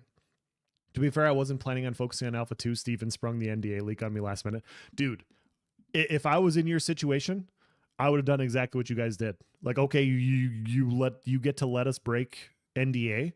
We're going to break NDA. Oh, absolutely. Let's talk. Like, you're absolutely doing something that nobody else will be able to do. And you did the right thing by taking advantage of it. I can't do that. Like, I'm not going to be able to do that. Nice and I can't do that. Like, we're not going to be like, hey, can you break NDA with us on something that we're not in NDA for? Not happening. So yeah, I think you guys did the right thing. I think you approached it in the right way. And I would have, like, if I was in your situation and Steven said like, yeah, we're just waiving NDA on this, I would do exactly what you guys did. Like, hey, we're going full 180 on this, and we're going to talk about all the current things, because nobody else is going to be able to. So yeah, I think that was smart. I think that was really smart.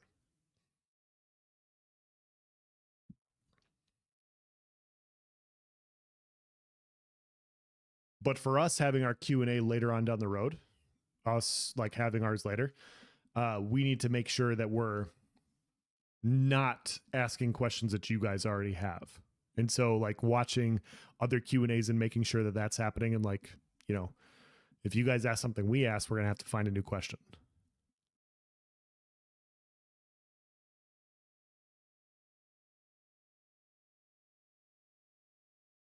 But yeah, time is it?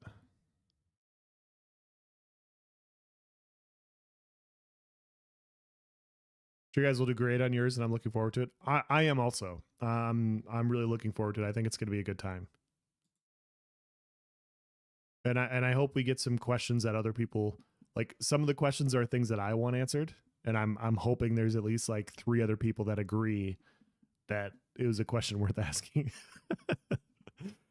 You know how this goes. You ask a question, and people are going to be like, "Oh my god, who cares? Who cares about this?" But somebody has to, right? Somebody has to care.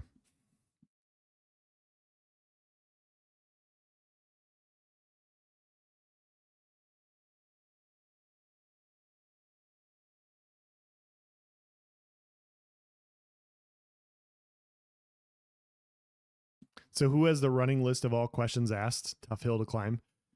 Yeah, it is. I don't have a list written down. I just have listened to everything, and so it's just like it for me. It's off of memory right now. Like I'm pretty sure that's been asked. I know that I have a few questions that have not been asked. I do know that. I'm confident in those. The other ones we'll see how it turns out.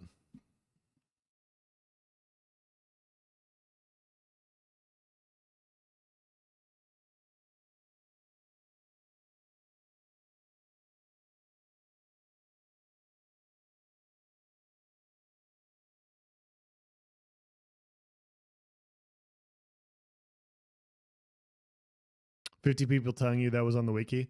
Yeah. Yeah, that's 100% a thing. So when they did their latest live stream, this is not like a brag or anything, but they took audio from me for one of their shorts, and when that happened, I got tagged like 5 different times across like DMs on Discord and across different Discord accounts. So my little 10 to 15 second comment that I made got multiple pings. So imagine that and then extrapolate it over an hour-long conversation with Stephen Sharif. And so every single thing you ask, every single question you ask is going to be picked apart by people that pour over the wiki. They pour over the wiki. They're already playing pre-alpha 2. They're already Phoenix Initiative members. They're already all these other people. And you're asking questions. They're like, bro, that's already been answered. Like, what are you doing? What are you doing? Are you an idiot? Like, because you sound like an idiot.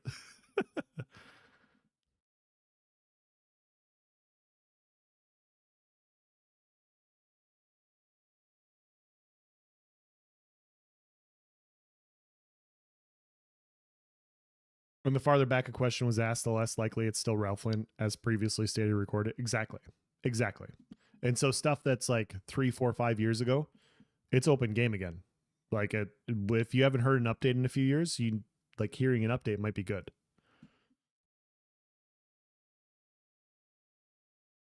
But playing that game also creates a situation to where there might not be updates on it. And so it's like, hey, any updates on this? No. Okay, well, shit. On to the next question. So that's the game you play, which is fine. I'm happy to be able to play it. I'm looking forward to it.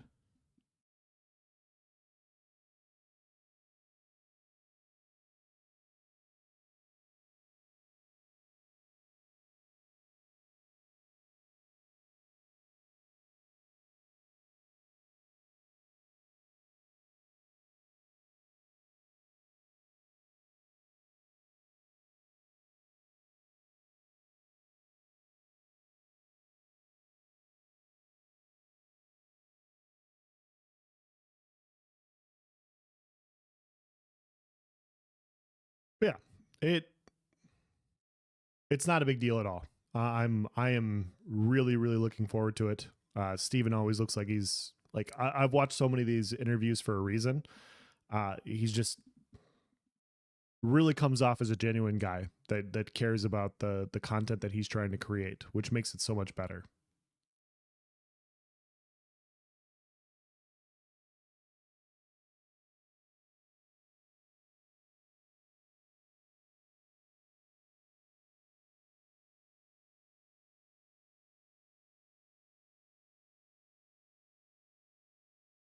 But yeah, I will be streaming more, guys, as we get in Alpha 2. I guarantee this to you. I know I'm currently not streaming very often. I try to do every Tuesday to keep that going. And then I'm outside of that, it's not very much because frankly it's a waiting game. But once we get in Alpha 2, I will be streaming more regularly and I will be attempting to do that. But I'm gonna cut this stream here. And we will have our Voice of Era podcast on Tuesday. Like normal, I'm pretty sure. If things change, I'll let you guys know. And yeah, I'm currently playing Throne and Liberty. I don't know if I'm going to do much content on it because it's just, right now, it's just a filler for Alpha 2, if I'm being honest. It's a fun game to play, but I don't know how long I'm going to play it. That's kind of my perspective. Gonna tap out. Appreciate you taking this great stream apart with us. Yokai, great job. No one hope. Yeah. Thank you. Thank you. Hope the small person feels better soon. She will, I'm sure. She's resilient. We just sometimes we got a cold. So thank you for the bits, guys. Thank you for the follows. I appreciate it. Is there anybody else to raid for Alpha 2? Or for Ashes? Let me check real quick. I'm just gonna check this, but if not, I'm just gonna end the stream.